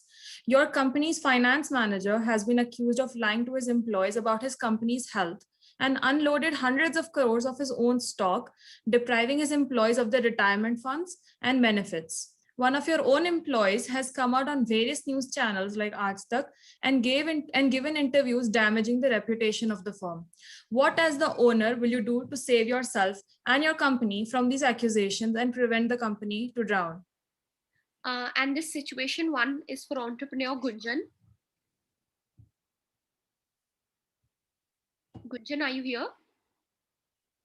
Yes, I'm here. Gunjan, this situation is for you. You are supposed to answer the situation as an entrepreneur. What would you do? And all the media persons, please be paying attention to her answers, as you're going to question her also based on her answer and the situation. And also we have the moderators with us also.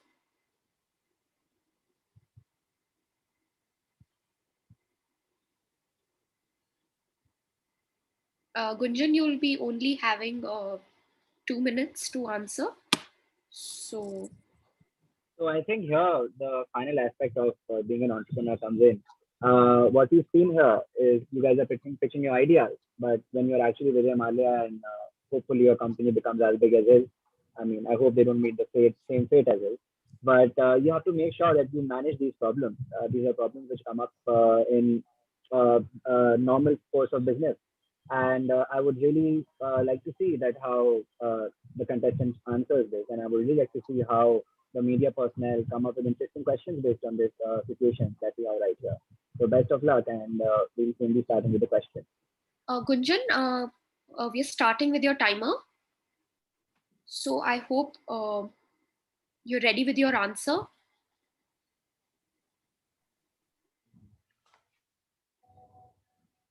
Gunjan, are you there? I think, Gunjan, would you like 1 more minute to prepare? Yeah, just 1 In the meanwhile, I'm a fact addict, so I know something about Kingfisher, and I'll tell you. So basically, when Kingfisher initially started as a company, they started out as a company which was like an Air Asia or an Indigo, right? And then Vijay Mallya, being Vijay Mallya, he was very flamboyant. He decided to make it a very high-class airline, and that's what saw the downfall of the company.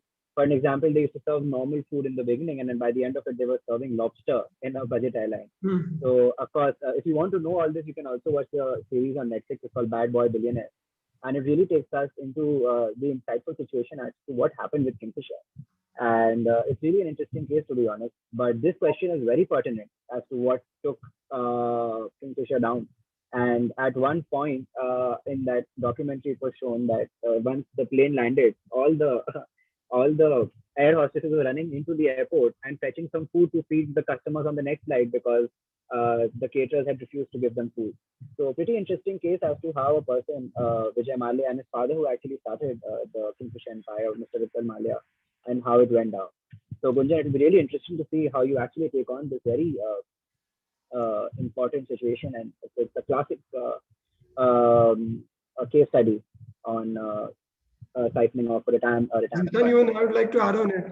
If Vijay Mallya hadn't gone over his head and had the same strategy as he had for the Kingfisher, he'd still be the flamboyant personality and he'd be ruling as he was during his time. Of course, and I think and I must say this is a really yeah, and I think that's where an entrepreneur loses his head when they think of expanding into something they didn't start with, right? So okay, I won't take much time now. Please go ahead, Gunjan. It's your time to speak. Yes, Gunjan, your timer starts now. I hope you're ready. Yeah. So your time starts. So as I have read the whole situation, if I have to protect myself, I have to save myself as well as my company. Then if I emphasize this line that the finance manager has been accused of lying to his employees, I haven't tell that employee that you should tell lie the employees. That I will say that first lifting the corporate will work here, because the company is not accused. I will be I and all the staff managers will be accused for that. For that sense, I will just I will surely do that. I will first say apologize in front of the channels. I will surely give an interview to all the TV channels that I will be there, and return also in Twitter handles and everything. I will just give a apology letter that it is a mistake at my end. I will accept it, because and I will also make sure that next time the employees do not lie anything like that. But it's not my fault completely, because the manager has lied these things. It's not completely my fault. So I will just say that it's the fault of the person, a single person, but it is my company, so it is my responsibility. I will take the responsibility, and I will ensure that the employees do not get affected by all these things. So this is all I want to say. Gunjan, may I ask you a question now? Based on yeah. So, Gunjan, it's very well written in the case study that one of your own employee has come out on various news channels like Aaj Tak and gave the interview damaging the reputation of your very own organization. Why do you think the employees in your organization are not so very well connected with the organization that they are working for? And what you, being Vijay Mallya, should have done and would do in future to make sure that employees do not have this kind of anger against an organization, because they basically, an employee is ratting out an organization by himself, coming out and damaging, instead of at the time where an organization needs its employee, the employees himself is going out and ratting out an organization. So why do you think that is happening? And reporter, could you please have a crisp question? That's the fundamentals of reporting, that the question actually very crisp. So please go ahead and ask 2 sentences in the question. yes, sir. Okay, sir. I'll keep that in mind. So as my own employee, I have given an interview, because obviously that my employee is working with me since a long year. So obviously the thing is that the employee is working and giving his own last, I am imagining that 5 years to my company. So if it is my responsibility, because employee will think that the owners will think employees as mere employee. But for me, employees are not mere employee. It is like a part of my company. I will give them respect, and I will apologize to them. I will say sorry to them, because they will expect that they will just run away with all the things, and I will just and a blame game starts. I don't want to start a blame game. I will accept the things, and I will say the employee that no, there will be no reduction in their retirement funds and benefits. All would be given to them. And sorry for the wrong information. I'm extremely sorry for that. And the employee also be charged for that. Also, the employee that has the finance manager that has conveyed the wrong information. I am the person will come up in to the channels, and also I will give a written apology also. I will accept my mistake. Thank you. That question is from Mr. Devan. I'll just say that Devansh and Ronit have questions for Gunjan. Excuse me, I'm sorry to interrupt, but then I'm not able to find the raise hand option. Okay, so Ma'am, go to either participant and there you can find it. If not there, you can find it in the reaction depending on the version of Zoom that you have currently. I think my version is pretty old. It's not. Then it should be there in the participants. If you click on the participant, then it says invite, mute me, and then it says raise hand. If it is not there, it's going to be in the reaction. It's not there in the both of this. Acha hai, real answer. Can I ask the question now? Devansh, you can go ahead and ask your question. So, Gunjan, like you said that the top management of the company admits for the case and apologizes. So now how will they answer to the shareholders and ensure them future stability? Because the stock and everything would go down and the shareholders and the public will lose faith in the company. So how will you ensure the stability to them and a higher future growth for the company? Talking about the stocks, I will No, I'm talking about the bigger picture, the future growth. How will you like bring back the confidence of the shareholders and the public, into your company?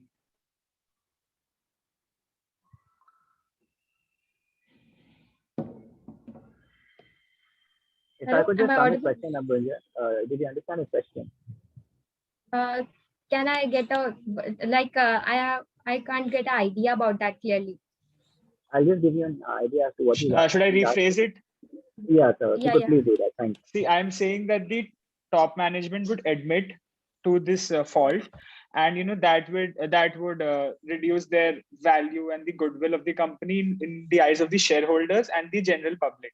So how will you ensure and bring back that lost confidence, because Kingfisher is a big name? So how will you bring back that confidence in the shareholders and ensure that your company's growth ahead will be stable? Talking about the goodwill part, because the company doesn't really generally do not come up and accept their mistake. The goodwill for the employees, the people will see my work, that how am I supposed to take my employees, so goodwill is not damaged. But yeah, talking about the profit loss part, that is the part of the company. I will do my work at the best, and I will just give confidence to my shareholders and all that. I will come up with new products. I will come up and I will gain a stability soon.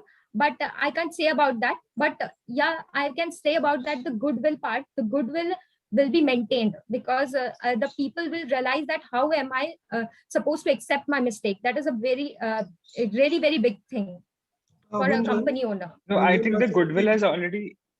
Gunjan, I think he's trying to ask the question. There's some social distress between the public themselves. How will you compensate them if that's the situation? How would you, about the goodwill thing, is there any compensation from your side, or how are you going to do it? Gunjan, basically, Devansh is trying to say that because of all of this, the reputation is being has hindered. So how will you get the faith of the shareholders, stakeholders, and the public back in your product or in your company? That is what he's asking. But since you've tried your best to answer, we'll move on to Ronit, as he's been waiting to question you. So Ronit, you can go ahead and question. Hey, so my question is that, okay, like I appreciate that you're going to apologize to the public and your workers who have suffered from this. But how are you going to compartmentalize your responsibilities and priorities towards regaining that trust and also your financial status? I mean, how are you going to financially secure the people who have suffered so much because of the negligence on your part from the past?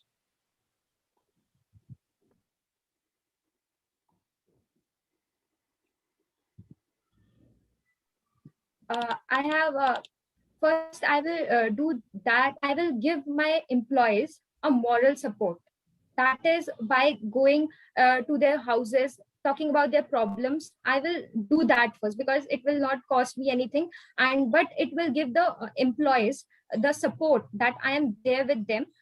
All the things that my company has cost, that all the things that that have the payment part, or the things, whatever the things were that I have caused them. But I'm talking about the bigger picture. That is the payments. The payments have been done, but the funds of benefits and retirement, they have been told that the depriving his employees their retirement funds and the benefits.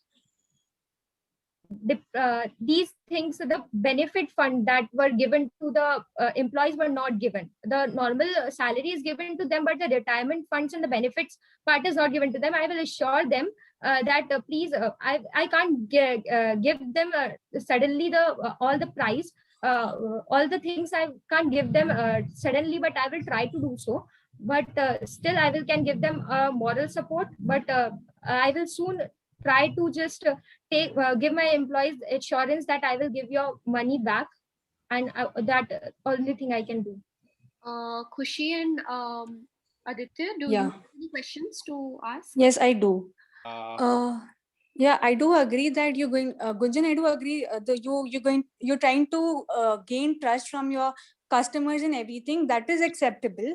But then what would you do? How will you hold your finance manager to be responsible for that crores of rupees? First of all, you're obviously everyone is going to question you. You were not consistent in checking what is happening in the organization. And secondly, owing to the fact that you told that somehow you're going to try to gain trust, but again, the finance manager can be replaced. But it would be difficult for you to actually replace such good employees for you, even if the organization retains. Even if you could you please sum your question up in the shortest way possible? Because again, I'm saying that it's a tenet of journalism that you keep your answers crisp so that the other person is left speechless. You're explaining so much, you'll find the answers in your question only. So just ask a very quick question. That is my suggestion. If you can do that. Okay, so I'll just sum it up really short. Firstly, how will you justify that the finance manager is to be blamed for everything and you were actually constantly checking the accounts and everything? And secondly, even if your organization sustains, how would you ensure that a reliable finance manager is replaced on behalf of this person? Yeah, because in this situation it's already given that the mistake was at the manager's end. I have trusted the manager, but all the thing is I have already apologized that it was my mistake that I haven't cross-checked that. If I have cross-checked that this mistake might not happen, that was my mistake. I will accept it, but it is the mistake of the finance manager that it should not forward the false information to my employees. Because I, as a manager, as a owner, I can't just see every employee. It has people have their own roles. So it is understood that I can't take care of all the things, but I will apologize that, and I will also assure that the next finance manager, it is a very I can say a lesson for me that in future that it will not happen again. All right, ma'am. The next question is from Muskan. Could you please tell us? Aditya, have you asked a question yet? No, I haven't actually. Yes, that's your time to ask a question. My question is that how are you going to actually respond to the lawsuit which has been filed by your former employees, and how because when an employee joins an organization, he puts his faith in the organization, but by such an action, the faith has been completely destroyed. So what are the things that you are going to do other than the moral support to restore the faith, and what will you do legally again? What will you do legally? Sorry, I'm not able to rephrase it. What legal action are you going to take against the finance manager? Can you just please tell me that?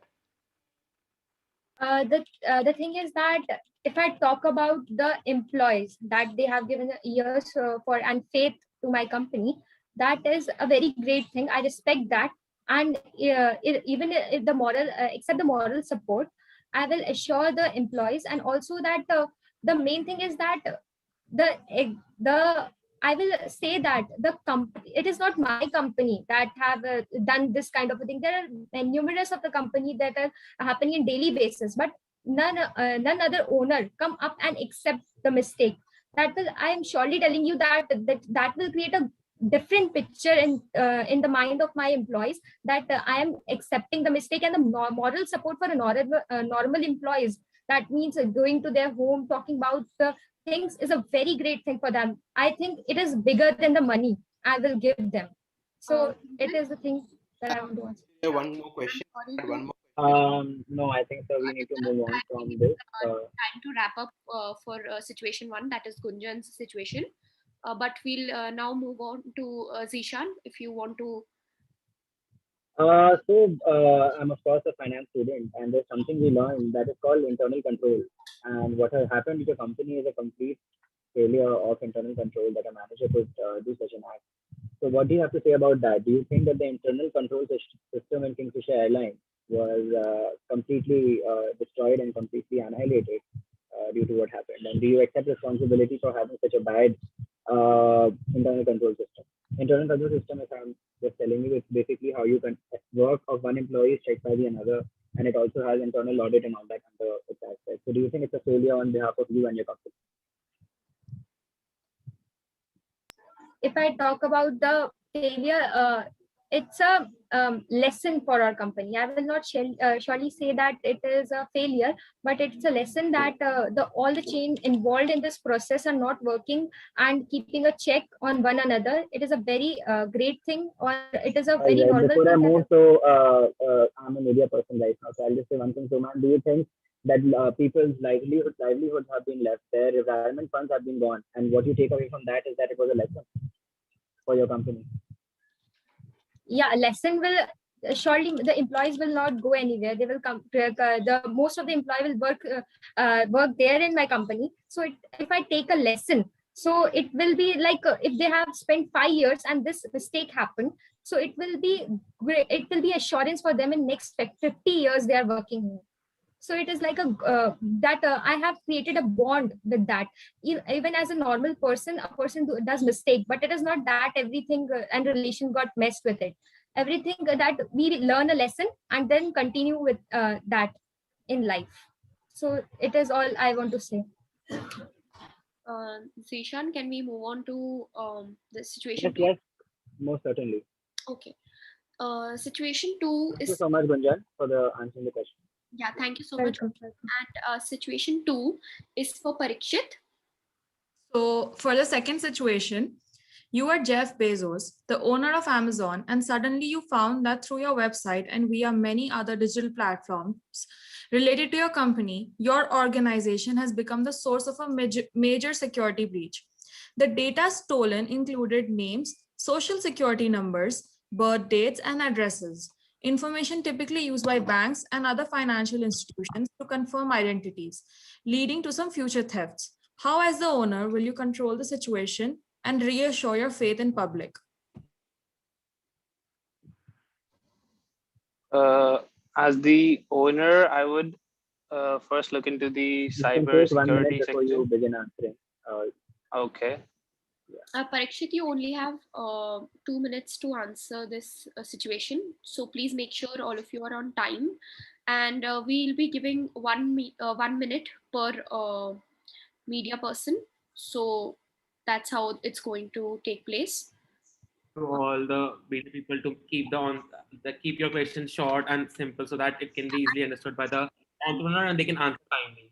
Yes. Thank you so much. Parikshit, you have 1 minute to prepare your answer now. So please tell us when you're ready.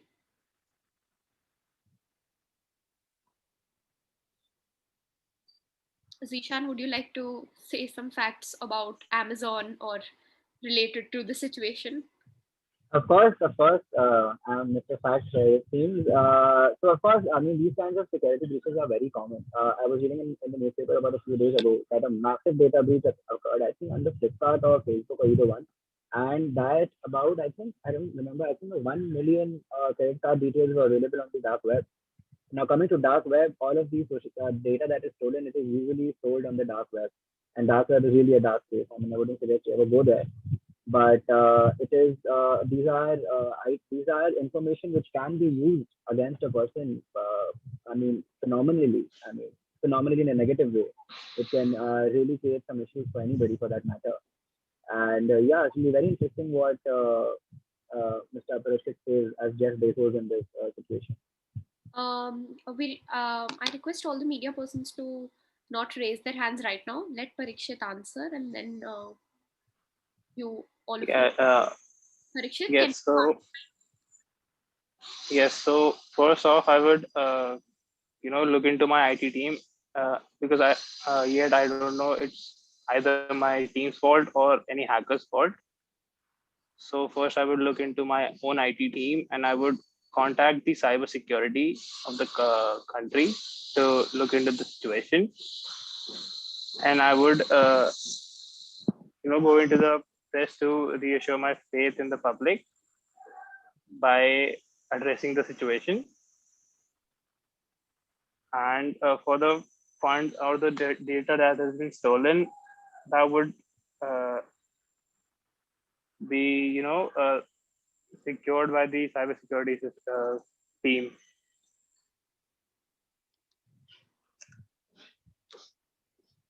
All right. Any questions for Mr. Prashit? We'll start with Khushi. Yeah. Prashit, you mentioned that it is like your data has been hacked and that's how the data breach happened. But then how will you actually gain confidence? Because even if you try to, instill confidence in the public, the same hacking can be done again, right? And what Yes, would you that's do? Yeah, okay. Yeah, you can continue.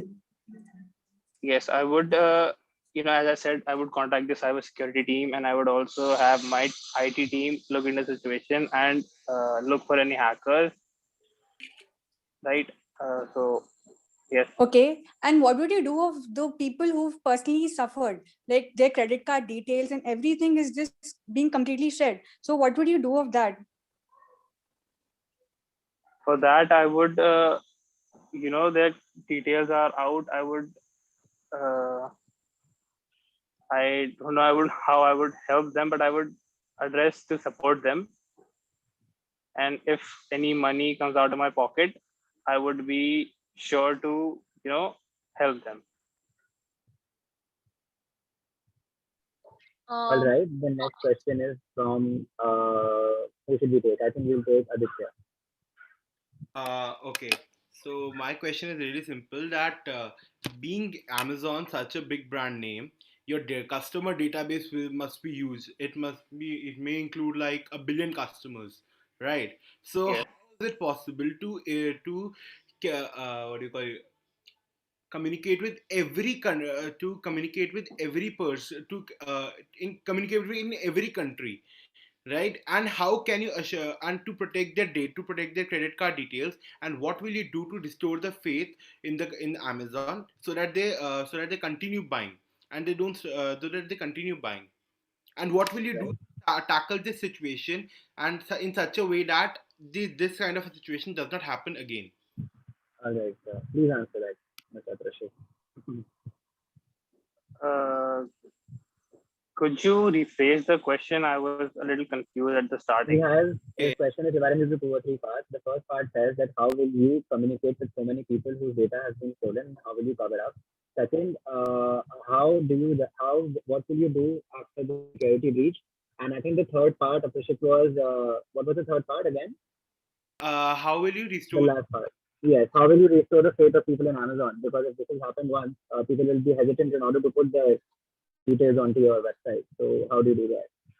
And For the first part, I would also want to add one thing, that I also phrase that how will you contact so many the cyber security hubs of so many countries at once, and what will you and in the third part, I also said that what will you do to tackle this situation in such a manner that this kind of situation does not happen ever again in the future? For the first part, I would have a press conference. I would only be able to contact as Jeff Bezos. I'm sure that I would be able to connect with cybersecurity teams from various countries, right? And I would have at least an email sent to everyone about the situation and about reassuring about their details. And for the second part, as I said, that I would have the cybersecurity team or the IT team look into the situation. And for the faith, I would go live somewhere on social media or anywhere that I can connect with people to assure them that I'm working on the situation. All right. But you haven't answered the question, I guess, that how. So that is prerogative what he wants to answer. The next question is from Ms. Navya. Yes, sir. So, can you please describe the importance of PR in this case, related with the importance of PR? What? Do you have knowledge on the field of PR, public relations, corporate image building? Actually, I don't have that much knowledge about this. I'm a science student, so I. All right, okay. Navya, I think, do you want to ask any other question or? No, I just, if the person does not have the knowledge of PR, so. Ronit, I think you're the only media person left. So do you have any questions for Parikshit? I'm also left. Yes. Mr. Devansh and Ronit both are left. Please, Ronit, go ahead. First, Ronit, you want to go ahead if you have any questions? Yes. So seeing this major mishap in your company, you would want to reconsider your investments in UTF keys and securing your data key analysis again, so that this does not happen again. So what kind of steps are you going to take, and what kind of investments can we see from the company towards UTF keys and other security keys to ensure that this does not happen again, apart from contacting a cybersecurity for the same? My main investment would be largely mainly in the security part of the company, so that I can assure people and have their faith regained as soon as I can. So yes, all my investments would be going in this direction only, in the security part. Okay, and my second question is last question. Ronit, please keep it to one question. Actually, there's paucity of time. I'm so sorry. I hope you understand that.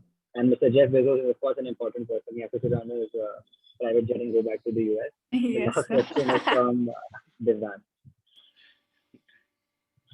Devansh? Yeah, please go ahead. Can I ask a question now? Yes. Yeah. So, your data is saved on cloud, and Amazon being one of the biggest web services companies that store and provide cloud services to other corporations also, how would you improve the security of the cloud to avoid any such future leak? And also the methods you would use to benefit the affected public in the various regions where the data leak has occurred? I still don't know how would I practically help people that have lost their data, but You can tell about the cloud computing thing. Yeah. Cloud computing, I would. If you don't have an answer, sir, that's all right. Even the best of people are rendered answerless sometimes, and so are we. And I'm sure Jeff Bezos is also done sometimes. That's completely all right. Should we move on to the next person, Mr. Parikshit, if you're okay? Mr. Parikshit? Yes, sure. All right, sir. Thank you so much, and I hope you have a safe flight back to the US. The next person here is. Thank you. You're so welcome, sir. Please read the question, somebody. Before we read the question, this situation is for Tanvi. So Tanvi, the situation for you is that you are the founder and owner of the largest coffee chain in India, CCD. Over leveraging to fund expansion of the chain and diversion of funds to non-core business led to the downfall of the company, which had a sound business model. The debacle of company resulted in the unfortunate resignation by its promoter. How in these tough times will you tackle the situation? So how much time do I have to prepare for the same? 1 minute. About a minute? Right, thank you. Yes.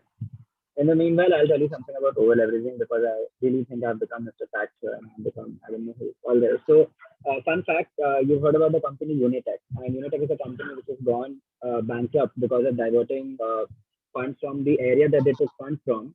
Like supposing you have registered for a flat in building A, and I built building B with it, and building A does not get completed. So this was one of the companies which had a massive downfall due to siphoning of funds out like this. And they diverged funds from one area to the other, developed other programs with the money they took from another project. So that's something which we need to take care of when we are especially in business. That if you promise your investors that you're going to invest this money here, you're supposed to do that, and this can actually lead into the downfall of the company. And I remember Unitech used to trade at hundreds of rupees back in 2013 or 14, 15, and now it's a penny stock. It's for 2 rupees, 3 rupees on the stock exchange, and it's even lesser than that. So yeah, are you ready, Tanvi, with your answer?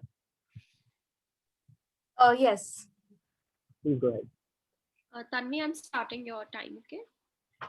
Right. So since majorly there has been a diversion of funds to the non-core businesses, the situation says, firstly, there is a need to focus on financial planning and financial replanning and remodeling. So there has to be a focus on, it has to be assessed. Like I would assess that how and why the funds were diversed into the various non-core activities, even when they should have been focused on the core ones. So I will identify with the help of my employees in the various departments that yes, these are the core activities. Here, the funds should be directed, and the non-core business activities, I would prefer them to be outsourced in the future, such that there is not a lot of capital investment involved into those activities, and the business is able to focus on the core ones. As for the resignation of the promoter, that is a grave issue, and the first and foremost step, the most convenient, the most important step here would be to filling that position, since promoter is a very important position. So I would I would hire competent managers. I would look for the competent people who could fill in this position, such that the top aspect, the top department, which takes care of the entire company, does not fall apart. And yeah, this would be the recovering process basically. All right. So taking questions now from our media personnel present here in Not Such a Studio. Devansh Maheshwari, please go ahead. Oh, I'm sorry, I didn't lower my hand last time. Oh, I'm not ready. Navya and Aditya, you guys are ready with your question? Yes, sir. All right. Please go ahead, Navya. Okay, so in relation to the case, the resignation, how important do you think is exit interview for any organization, especially in this case scenario? What is the importance of exit interview?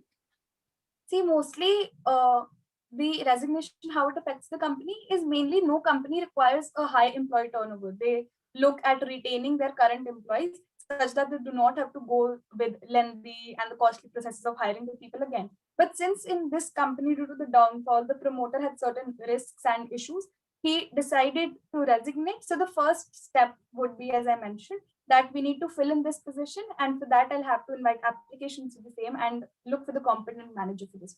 Don't you think exit interviews help in retaining an employee? What exactly do you mean by the exit interview part? So basically, Tanvi, exit interview, when an employee is leaving an organization, every company takes an exit interview. And this is done to retain an employee, and it really helps, it benefits an organization, because finding a new employee, it takes a lot of costs. So right, yeah, right, understand. So exit, yeah. So definitely, especially in this question, exit interview would play a major role, since that would help me assess what the promoter found was wrong with the company, why he felt that he had to leave the company in the first place, and in case I'm not able to convince him to stay in the company, at least that piece of information would help me know where the company went wrong, where the financial model was wrong, where the business model was wrong, and I would use that information for the recovery process. Okay. Very right. Thank you so much for your question and answer. The next question comes from Khushi. Yeah, Tanvi, as you mentioned that you'll focus more on the financial planning and replanning of the organization. So I just want to know, when you actually look onto that matter, how much percentage would you still continue to focus for the non-core business? Because this happened due to the diversion of the non-core business, right? So would you still continue the same allocation of the diversion of funds for the non-core business? What would your strategy be? Definitely, I wouldn't continue with the same model, because that is what in the first place has led to the downfall. What percentage? Yeah, continue. Yeah, what my strategy would be that I would disinvest my funds from the non-core part, invest into the core ones. And since even if I outsource the non-core, I to invest certain capital, certain funds, such that the company is able to rebuild first, and then if we look forward to incorporating those departments back within the company, we could see it at a later stage. Okay. All right. Thank you so And much. yeah, No cross questioning, please. one more Paucity question. of time. No, it's not a cross question, just another question. Ma'am, I'm so sorry. We are actually running out of time. Please Okay, understand. no issues. Thank you so much for your amazing question and answer. The next question comes from Mr. Aditya. Yeah. Seeing the situation, it completely shows that it is a collapse of a business model. And resignation of the promoter shows that he has lost the faith in the company. So, seeing that, most of the employees will also do so. So, what will be your plan to restore the faith of your employees, and what will be your strategy to regain the goodwill which you have already lost due to this diversion of funds? See, mostly it would have to relate to going back to the roots. I'll try to assert to the employees that how the company was formed in the first place, where it is basically reached, and even if uh, there were certain problems at the later end, how the company has reached to this current stage, what good deeds that the company has already done, why is it such a renowned company since it is the largest coffee chain in India, which is CCD. That will have to be reasserted in a sense. As for rebuilding the goodwill, once I am able to rebuild the trust in the employees by these assertions, it would definitely help the PR team reaching out to the consumers. Since if I'm able to build the trust in the employees, that would help the consumers rebuild their interest in my company. All right. Thank you for the answer. The next question comes from Mr. Ronit. Please go ahead. Okay, so I mean, we've got a clear idea by now how you will be taking care of the situation with your promoter who resigned. Apart from this, because of the huge loss of funds, because of the diversion and all the losses, how are you going to procure your funds and secure them and make sure that they're invested in the right direction in the future? Right. So as I was talking about the financial replanning, first I would look towards if there are any surplus, if there is any personal capital which I have retained with myself throughout the years, if there are certain retained savings with the company. But if there aren't, the most since the company has been losing its goodwill, loan might not be the most feasible option since the banks wouldn't be able to place their trust. The main option would be I would reach out to the shareholders who are still willing to invest. I would assure them, as I would do to the employees, that where the company would reach in the following years, and I would ask for crowdfunding. All right. Thank you so much for the insightful questions and very well answered. I also have a question. Didn't you ask the question already? No, I haven't asked. All right, Mr. Devansh, please go ahead. Yeah. So being the founder, it must have been your decision and the board's decision to apply these funds in the diversion of the company, diversification and everything. And you saw the negative growth like every time because you took the decisions. So now when the company has failed and you have to answer to the shareholders, so how will you regain back their trust? How will you regain back their trust?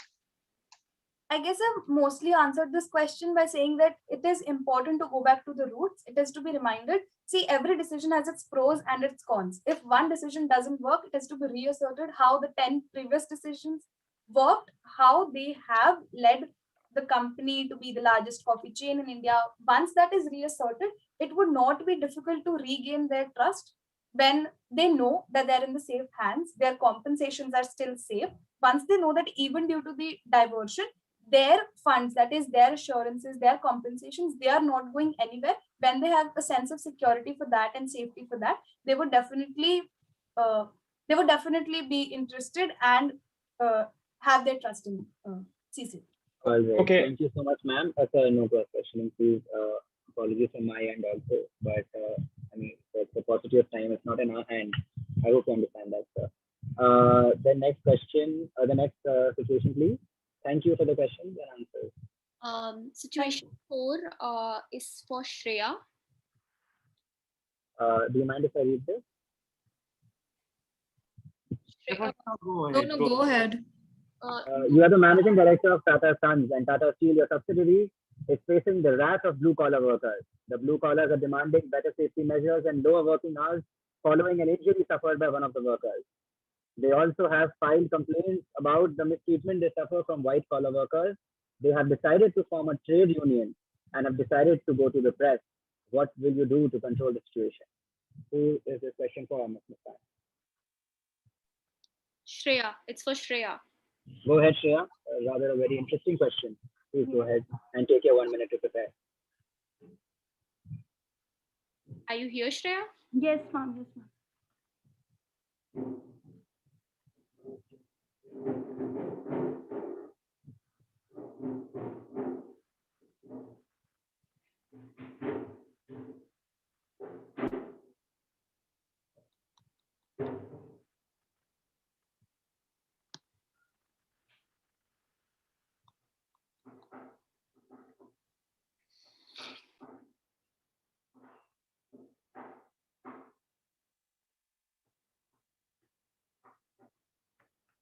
Okay, yeah. May I go ahead with the answer? Yes, you may. Yes, you may. Okay. So this is basically a very big mishap which happened from our side. So I'll definitely make sure that all the compensations are being made to the blue collar workers basically.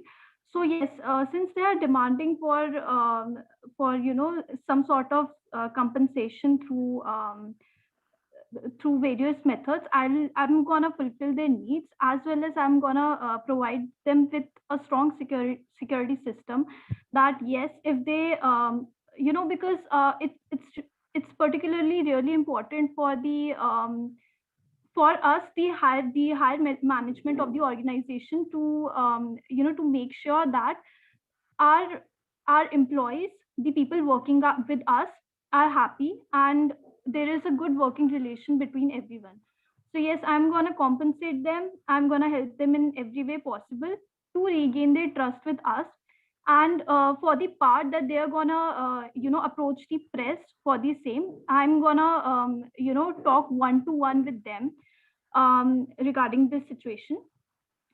If they feel we can talk it out through presentations, through various meetings, through one-on-one approach with the higher management people. So yes, this is what I'm going to do to control the situation. All right. Thank you. The first question comes in from Aditya. Please go ahead. Yeah, so as we can see that the complaints are being constantly ignored, and it has led to the formation of trade union. So don't you think that just by it might also lead to a, what do you call, strikes? The, what do you call, they won't come to work, the work strikes. And what would you do to control these things? And this the blue on the and the control the blue collared bullying, and how will you protect the blue collared workers from getting bullied from the white collared ones? And what action will you take on the white collared people, white collared workers? Aditya, Right. I'm sorry to interrupt. It's just one question per media person. So please make sure of that. Yeah, please just focus on one question. And I'll be honest, like if you ask one question which is fantastic, it's gonna have more insight than three which they can answer. So please go ahead. Answer the question, please. Okay. Yeah, so about this entire situation, there must have been some neglect on the part of the upper management, which is the middle management basically of the organization, due to which the white collar workers suffered.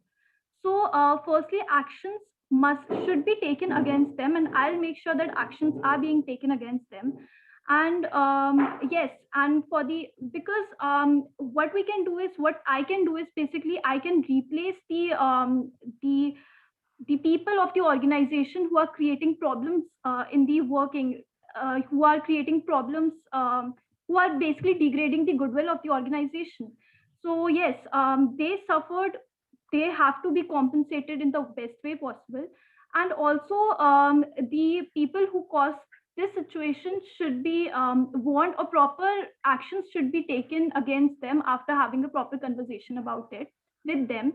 If they can compensate to the company in any way possible, that perhaps might be considered according to their explanation for the same.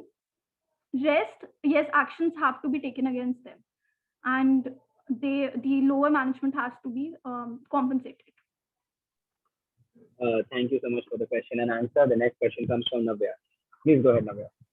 Right. So, what measures can HR department of your organization take? What are the trainings that HR department of your organization can give to blue collar and white collar employees to avoid these scenarios in future? Thank you. Please go ahead and ask the question. Okay. So the HR department, basically they can have proper communication with the blue collar people, and of course that's their responsibility as well to ensure that there's a proper decorum in the organization. So the actions they can take is they can remove the people who are causing problems in this entire situation. They can file complaints against them who actually cause safety issues to the blue collar people, because safety is a major issue which an organization has to deal with, safety of their employees as well as the customers. So yes, a proper security system has to be built by the HR as well as by the top level management of the organization through various methods, through online methods as well as through on-ground methods, by having a good public relation with the non-members of the organization, as well as having a good relation with the blue collar workers of the organization. All right. Thank you.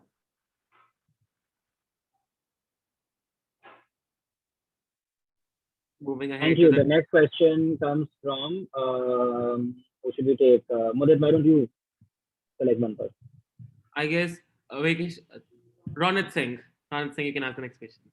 Yes, Mr. Ronit, go ahead. So, seeing that there's a complaint about the mistreatment they suffer from the white collar workers, there's clearly a neglect and a lot of glitches taking place in the separation of powers and the value system of the company, where they're treated with how much dignity and respect. So what are changes and revaluations are you willing to make to atone to this mishap by your company? The changes, okay. So basically yes, there was a huge neglect on the part of the upper level of the management as well as the middle level of the management. So I'll make sure that security is for all. I'll make sure that because every person, every blue collar worker or the middle, basically every employee has a separate security story in the organization which they're having. Perhaps some have good experiences, some have bad experiences, but I'll make sure that a good security system is built for them, so that they have good security stories to be shared further in their lives with our company. And also I'll make sure that the goodwill, the values, on the value part, some things some things are not to be neglected, and proper actions have to be taken against them. So be it on this in the security part, along with the security system, I'll create that one-on-one bond with my workers, so that nothing like similar to this happens in the future with them. Because I think we've had your we understood. Okay, sure. Yeah. The last question comes from Mr. Sanu. Khushi, please go ahead. Yeah. So since they've already formed trade unions, they would definitely be demanding, as it's mentioned, they're demanding for lower working hours. So that would definitely affect the productivity and the work in your organization. What would you do to ensure that the productivity doesn't get affected? You might say that you might employ, hire more employees, but that would again add on to your costs. So how would you handle this situation? How do you tackle? Yeah. Look, in this particular situation, if we are, if we employ more people, that's of course an option for us. That's a very good option for us, because yes, the costs will increase, but it's somewhere the neglect of from our side, from the upper management side. So we have to, take proper actions so that the clients outside the organization are not affected in any way, and also to ensure that our employees are happy and satisfied. If they are demanding for lower working hours and more compensation, then be it, it's fine. We'll I provide think, them with the security, as well as we'll employ more people until or unless the situation is under our control. all right. Thank you so much, ma'am. Devansh, you Yes, have my a question. question? All Yeah. right. So like Tata is a reputed company that has built its name through values and being moral in the conduct of their business. And a mutiny formed by the blue collar workers shows negligence by the middle management as well as HR. So now, because of trade unions, I don't think the other you can get more employees for hire, because once the union is formed, many more people will join and support them. So how are you going to control that? Yeah, okay. So the employees, basically the blue collar workers, have decided to form their own trade union. Okay, it's not like, okay, fine, even if other people are joining them in, it's our responsibility somewhere to provide that compensation to everyone. First of all, I'm gonna settle that situation so that it does not go to the press, and if required, I'm gonna sit with the press and I'm going to explain this entire situation with a plan, with a purpose, that what our company aims to be, where we aim to reach. And first of all, I'll gain back the trust of the of everyone who are linked with our company, be it the shareholders or the workers. So yes, first of all, my first step will be to to satisfy the entire trade union by compensating them, by taking proper actions. Then I'm going to, and alongside, I'm going to build the security system. Proper compensation should be provided to everyone along with the security system. Thank you so much, ma'am, for the answers. And thank you, media person, for the amazing question. Moving on to the last phase of the day. We have our last situation for Samaksh now. Please go ahead and read. So you are Dipinder Goyal, the founder of Zomato. Organizational conflicts is an inevitable consequence to be faced by every founder. With the ongoing empowerment of employees going on strikes is a common sight to see these days. In your organization as well, employees decided to go on a strike, asking for a pay hike in the middle of your current financial year.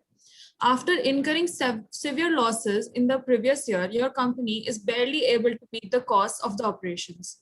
Your company cannot afford a salary hike of the employees right now. However, not raising the salaries of your current employees would lead you losing a lot of capable employees from your organization. What would you do? You have 1 minute to prepare for your answer, ma'am. Samaksh, sir, are you here? Yes, yes. All right, Samaksh, take 1 minute. In the meanwhile, I'll give you all a quick start yet again, being Mr. Factual here. So I remember someone in the last question answer round said that Tata is a very respectable company. Of course, it is a respectable company, but I was googling, and whenever there's so much money involved in Tata, and I was wondering at a point that where did this money come from? And you'll be surprised to know where the company came from. The Tata Empire began with opium trade. So they started producing opium here, and they used to supply it to the West, and they were huge exporters of opium. And opium is, of course, a drug. So, of course, I mean, if your business, their business started with something like that, and then they invested in steel, and then they invested in hotel industry, and now they're one of the largest conglomerates in the world and one of the most respected conglomerates. So, to see their journey, it says a lot about what a company can become from where it started. And talking about the case, blue collar employees are allowed to unionize legally. And Tata is, of course, one of the best companies to work for in the country. Now, coming to this case, it's going to be even more interesting to see what the questions are like and what the answer is, because this is something which is happening right now, and all of us can see it. The delivery boys who come to our house to deliver Zomato, we order a pizza, but we don't think what goes behind it, and how much they're getting paid or how much commission the restaurant has to pay. So it is rather a very interesting case study, and it will be very interesting to see what Samaksh suggests at this point. And Samaksh, I hope you're ready with your answer. Yeah, sure. Please go ahead. So first of all, I'll be negotiating with the employees about the same. If I can't afford a pay hike, if I can't afford to give them a pay hike, I would definitely give them some other benefits for the same, because losing multiple employees for a company is a very hard thing to do. And I would definitely make them realize a connection to the organization, because money is not the only thing that employees work for an organization.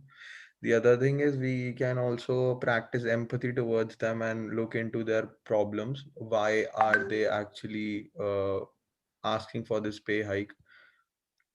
That is the major few points that I could think of. All right. Please go ahead. Devansh, first you go ahead. Yeah. So, how would you convince your investors or other angel investors to source more capital if you have a poor balance sheet in the last financial year and pressure from employees showing you have poor control in the organization? Please go So, ahead. Finish. just like Oyo, Zomato already is in a lot of debt, and we can ask these stockholders for more money, because it is a huge brand. It already has a name in the public. Whenever someone think of ordering food, they think about Zomato, and when they'll see the potential of the company, they'll be definitely willing to invest more in it, because stockholders and shareholders only think about the long-term benefits. I don't think that Zomato is listed as a security. What? So we've got your answer. I think we should move on to the next one. Aditya, please go ahead. Yeah. Seeing the situation, it shows that there has been a disbalance in the company. So, what will you do to manage this disbalance, and what other benefits will you be giving your employees to compensate them other than the monetary benefits, so that they don't leave the organization and go? Can you repeat the first part of your question? Yeah. There is only one part. So the first part is going to be the whole part. Please go ahead. Okay, I got a little confused. So, first of all, I will be obviously providing them more health benefits, because we'll be partnering up with multiple health institutions, which will help us easily get them health benefits. Then we'll also provide them employee safety, that their job is safe with Zomato. We can provide them contracts for multiple years. That is the major way. We can provide them other benefits like vouchers and coupons for employees. Yeah, that. All right. Thank you so much for the answer. The next question comes from Navya. Please go ahead. So Samaksh, how important is the role of HR in grievance handling in this case scenario? HR has the most important role for this situation, because they are the ones who will have to let the people go, and they are the ones who will have to hire the new people. So they know how to handle the employees the best, because they have a personal connect with them. Mm-hmm. They'll know probably what the nerves they have to grab to keep the employee with them, or throw them out of the company if necessary situation occurs. All right. Thank you so much for the question and the answer. The next question comes from Ronit. Okay, so seeing that, I mean, if you don't increase their salary, they are going to leave your company and start working for other companies like Swiggy, which is really good at competing with your company. So considering that, and like you mentioned that you're going to be providing them coupons and services at various healthcares, but you see these people come from rural areas. So, and in the end, you're going to end up have to increase their paychecks. So how are you going to reallocate your funds in such a situation, knowing that it's kind of inevitable, you know, considering everything that's going on? So first of all, just like you said that Swiggy will be there to hire them, I'll be looking into situation of the other company, the financial situations of the other companies. And I don't really think so that they'll have a better situation than Zomato. If they do, they won't have that much job openings that most of my employees will leave and go to the other organizations. And most of these strikes, actually none of these strikes, none of these strikes, they get actually what they want. They're always a halfway they have to meet. And people coming from rural areas, as you said, need health benefits the most. They'll be spending their money on these things only, and if we are providing them direct health benefits, I don't think they would require so much more money. The other most important thing people in rural areas require is food, which they can obviously use our coupons and vouchers, through which they can get food at a cheaper, sustainable rate. I hope it answers your question, Ravnat. Yes, thank you for the answer. The next, Devansh, Khushi, Ronit, all three of your hands are up. If you ask your question, please put your hand up. Khushi, please go ahead with your question. Yeah.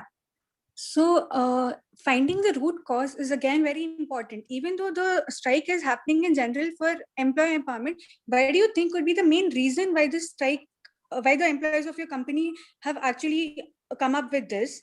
And what would you actually do to ensure that they would retain? How would you stand out from the other organizations in handling such a situation? Okay. So yeah, the main cause for this could be unhealthy workspace environment. That is the main cause that I can think of, and I'll let my HR look into it. What is the actual cause of having this unhealthy work environment for the employees? And an employee gets connected to an organization only if he is getting the respect he deserves. And I'll make sure that all of the employees are getting the respect they deserve by having monthly parties and engagement for them. That is what will help them get connected to the organization, have more engagement in the organization. Thank you so much for the answer. The last question, I think, okay, we are done for the day when it comes to questioning. Thank you, Mr. Devinder Goyal, for coming. I have a question for you, and it is very pertinent. So basically, with the starting of Uber, Ola, and Zomato and these food delivery companies, something started which is called the gig economy, where you don't classify your people who are working for you and not as employees, but as partners or contractors. So what do you have to say about that? Do you think that the employees will be, of course, treated better if they become employees actually and not contractors? So what is your answer to that? So yeah, just like I said, they should be treated with the respect they deserve, and I absolutely agree with your point that they should have that partners and contractor thing with their name, but they shouldn't be given that title exactly. They should have the feeling that. So you think that they should be removed as partners or employees and be inducted as employees, right? Because then they have more rights as well, and that is completely in line with what you're saying. Yes. So yeah, exactly. I'm saying that they should be given the feeling that they are, but not the title, All because right. So doesn't matter a lot. okay, thank you so much for your wonderful answer. Now, thank you so much for having me here to moderate the session. Now, of course, back to the leads of this event, that is Muskan and Mudit. Before I do that, I really want to thank you all for this amazing question and answer which we had here. It was really amazing to see that you all got so involved and guys you participants came up with such amazing points which we got at here. Thank you so much, everybody. Over to you. It was a very interesting round and very knowledge felt like I was obtaining so many things and I was making notes. I'll be very honest with you guys. I was really making notes of all the points you were speaking up. So shortly we'll have the results and we'll have our top entrepreneur and the top media person. Before that, I would like to invite our faculty coordinator, Dr. Nidhi Gupta, to come forward and say a few words.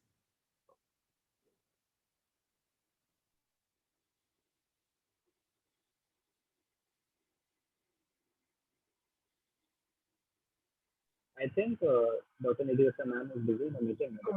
She This is is got a busy. communication from her end. But So let I'm here. so if Yes, in case ma'am is not here, we'll request Nitika, our president of ESL Impresario, to say a few words. Before we go to that, Nidhi ma'am does wish and convey her best regards for these events and for all the participants. Yes. Ma'am, thank you. So, on behalf of our faculty coordinators, I would like to congratulate each one of you. And on behalf of whole team as well, I would like to congratulate each one of you. though we have time constraints, so that is the reason we were telling you to wind up quickly, and we did not entertain more than one question. But I know each one of you had so many more questions you wanted to ask, but it's okay. We also loved the fact that you all participated in the event. You all gave your best shot here. It was amazing to see these amazing questions by the media person. To be very honest, I guess you all would have seen a lot of press conferences and anything like that, because you were so amazing with the questions. Because supposedly, if I was in your place, I would have been like, let me think one more time. I'll see the question then. But it was great to have all the media persons, and for the entrepreneurs, your ideas were fantastic. uh, the explanations, the presentations that you gave for your product or your services, it was fabulous. And I can assure you, if you actually go ahead and launch these products and launch these ideas, it will be worth it, and you can go a long run. um, but one suggestion I would like to give all of you is, if you're an entrepreneur, if you're launching something, there is one thing that everyone should keep in mind is that your product is your strength, right? So when you're presenting your strength to somebody, you should be confident enough that, okay, this is my product. I know I'll succeed here no matter what. This is my choice and I'm doing the right thing. It's okay to accept the suggestions, and people are giving you feedbacks, it's okay to take that. But if it's your product, you should have confidence in your product, and you should be giving that confidence to the other person as well. If supposedly someone asks you a question about your particular product, you shouldn't be hesitant. You shouldn't think that I don't know about that. Give any answer. You have an answer for all the questions. It's just that you do not try to think from here that, okay, we can have an answer for that as well. Because eventually everything, whatever happens around us, whatever people launch, if we talk about Jeff Bezos, or anybody, any good entrepreneur, Tata, anybody, they launched products because they had confidence in themselves first. They had confidence in their products or services, whatever they are getting into the market. So if you have confidence in yourself, then I'm pretty sure that you will succeed in life forever, because it's like having faith in your own self. Coming back to the media persons, I love the fact all of you ask a very amazing questions. But when you ask questions, you should know what exactly the product is. Okay, I could see few people actually ask the question, general questions, like very studious questions, but it's not. It's actually beyond it. You have to go deep inside to the shoes of that particular entrepreneur and see where they can go wrong. You have to make them feel, oh, okay, I don't have an answer for this. Okay, you have to confuse them. If people here want to have a career in media or mass comm, one thing, please be free to ask any question, because you have all rights to ask them. Right? Ritika, I want to say something. Yes, ma'am. For our participants only, as we are not able to join this meeting on a video. The reason being, we are engaged in official, but we are listening all your ideas, and they all are fabulous ideas. But don't stop here.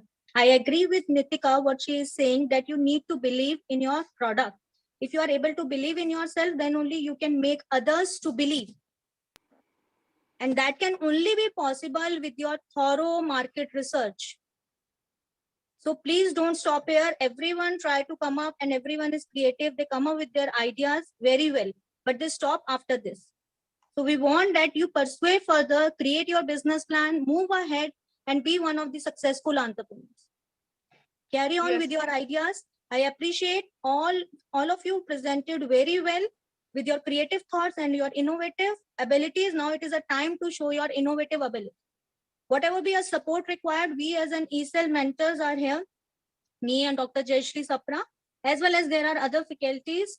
Anytime you can contact, and your presidents are here with as a core team members, right, of ESL.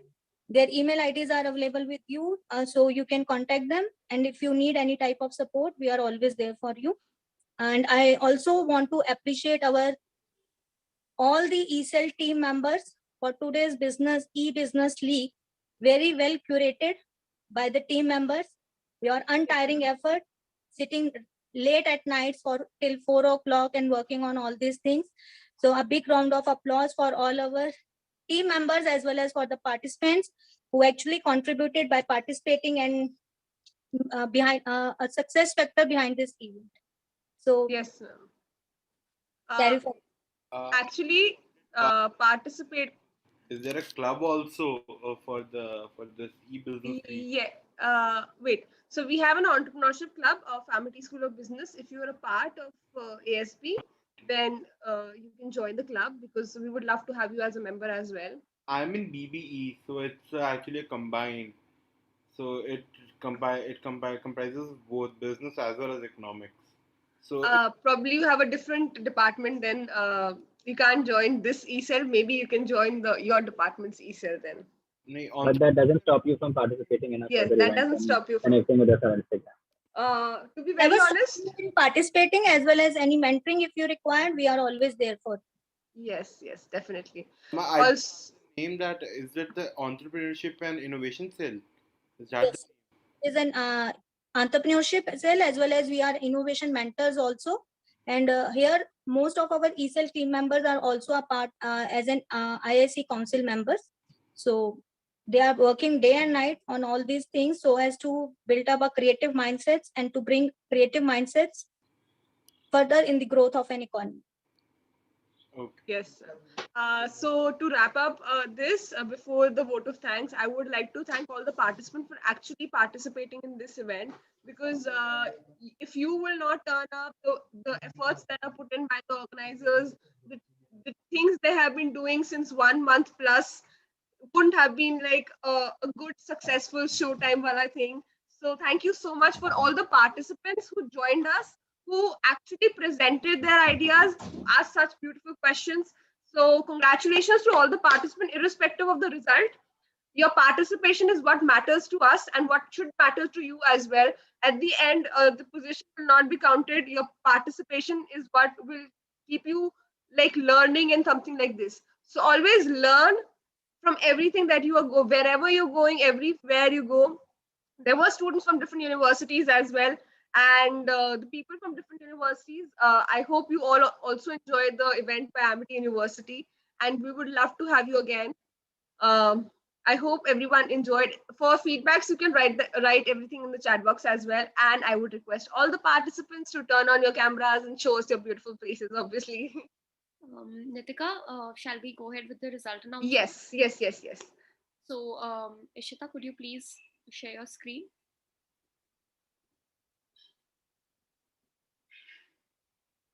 So the winners of e-business league are Tanvi and Ronit, and the runners up are Gunjan and Aditya. Congratulations to all four of you.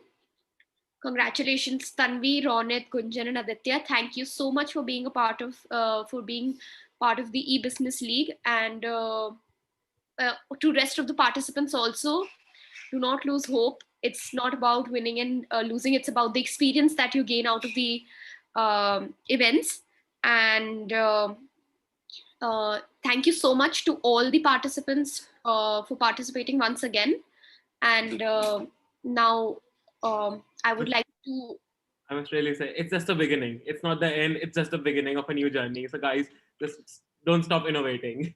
Yes, congratulations to everyone. Congratulations to the winners as well. Congratulations. And now... As we move towards the I will request Muskan to come forward and give the vote of thanks. Thank you so much, Mudit. I am Muskan Bhatia on behalf of Impresario, East Amity School of Business. Would like to thank our Honorable Founder President, Sir Dr. Ashok K. Chauhan, and Honorable Chancellor Dr. Atul Chauhan, Sir, for their exemplary vision.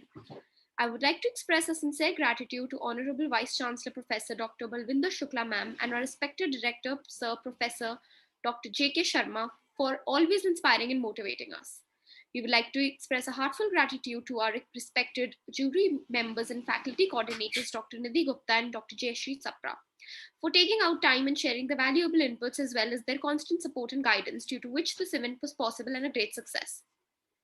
Thank you to all the participants for being patient and for their active participation in the event. Last but not the least, I would like to thank our ESL student co-coordinators, Nitika Sharma, Bhavya Kumar, and Pravneet Kohli for the leadership, and our complete team who's worked tirelessly, especially during the time of the virtual learning. I hope you all cherish this wonderful experience for years to come. With this, we come to an end of the 5th day of the virtual e-week organized by Impresario, the ESL Amity School of Business. I would like to end the event by quoting Henry Ford. Coming together is a beginning. Keeping together is a progress. Working together is a success. Thank you everyone for joining with us today. Thank Thank you. you everyone, and congratulations to all the winners and the participants as well as the organizing team.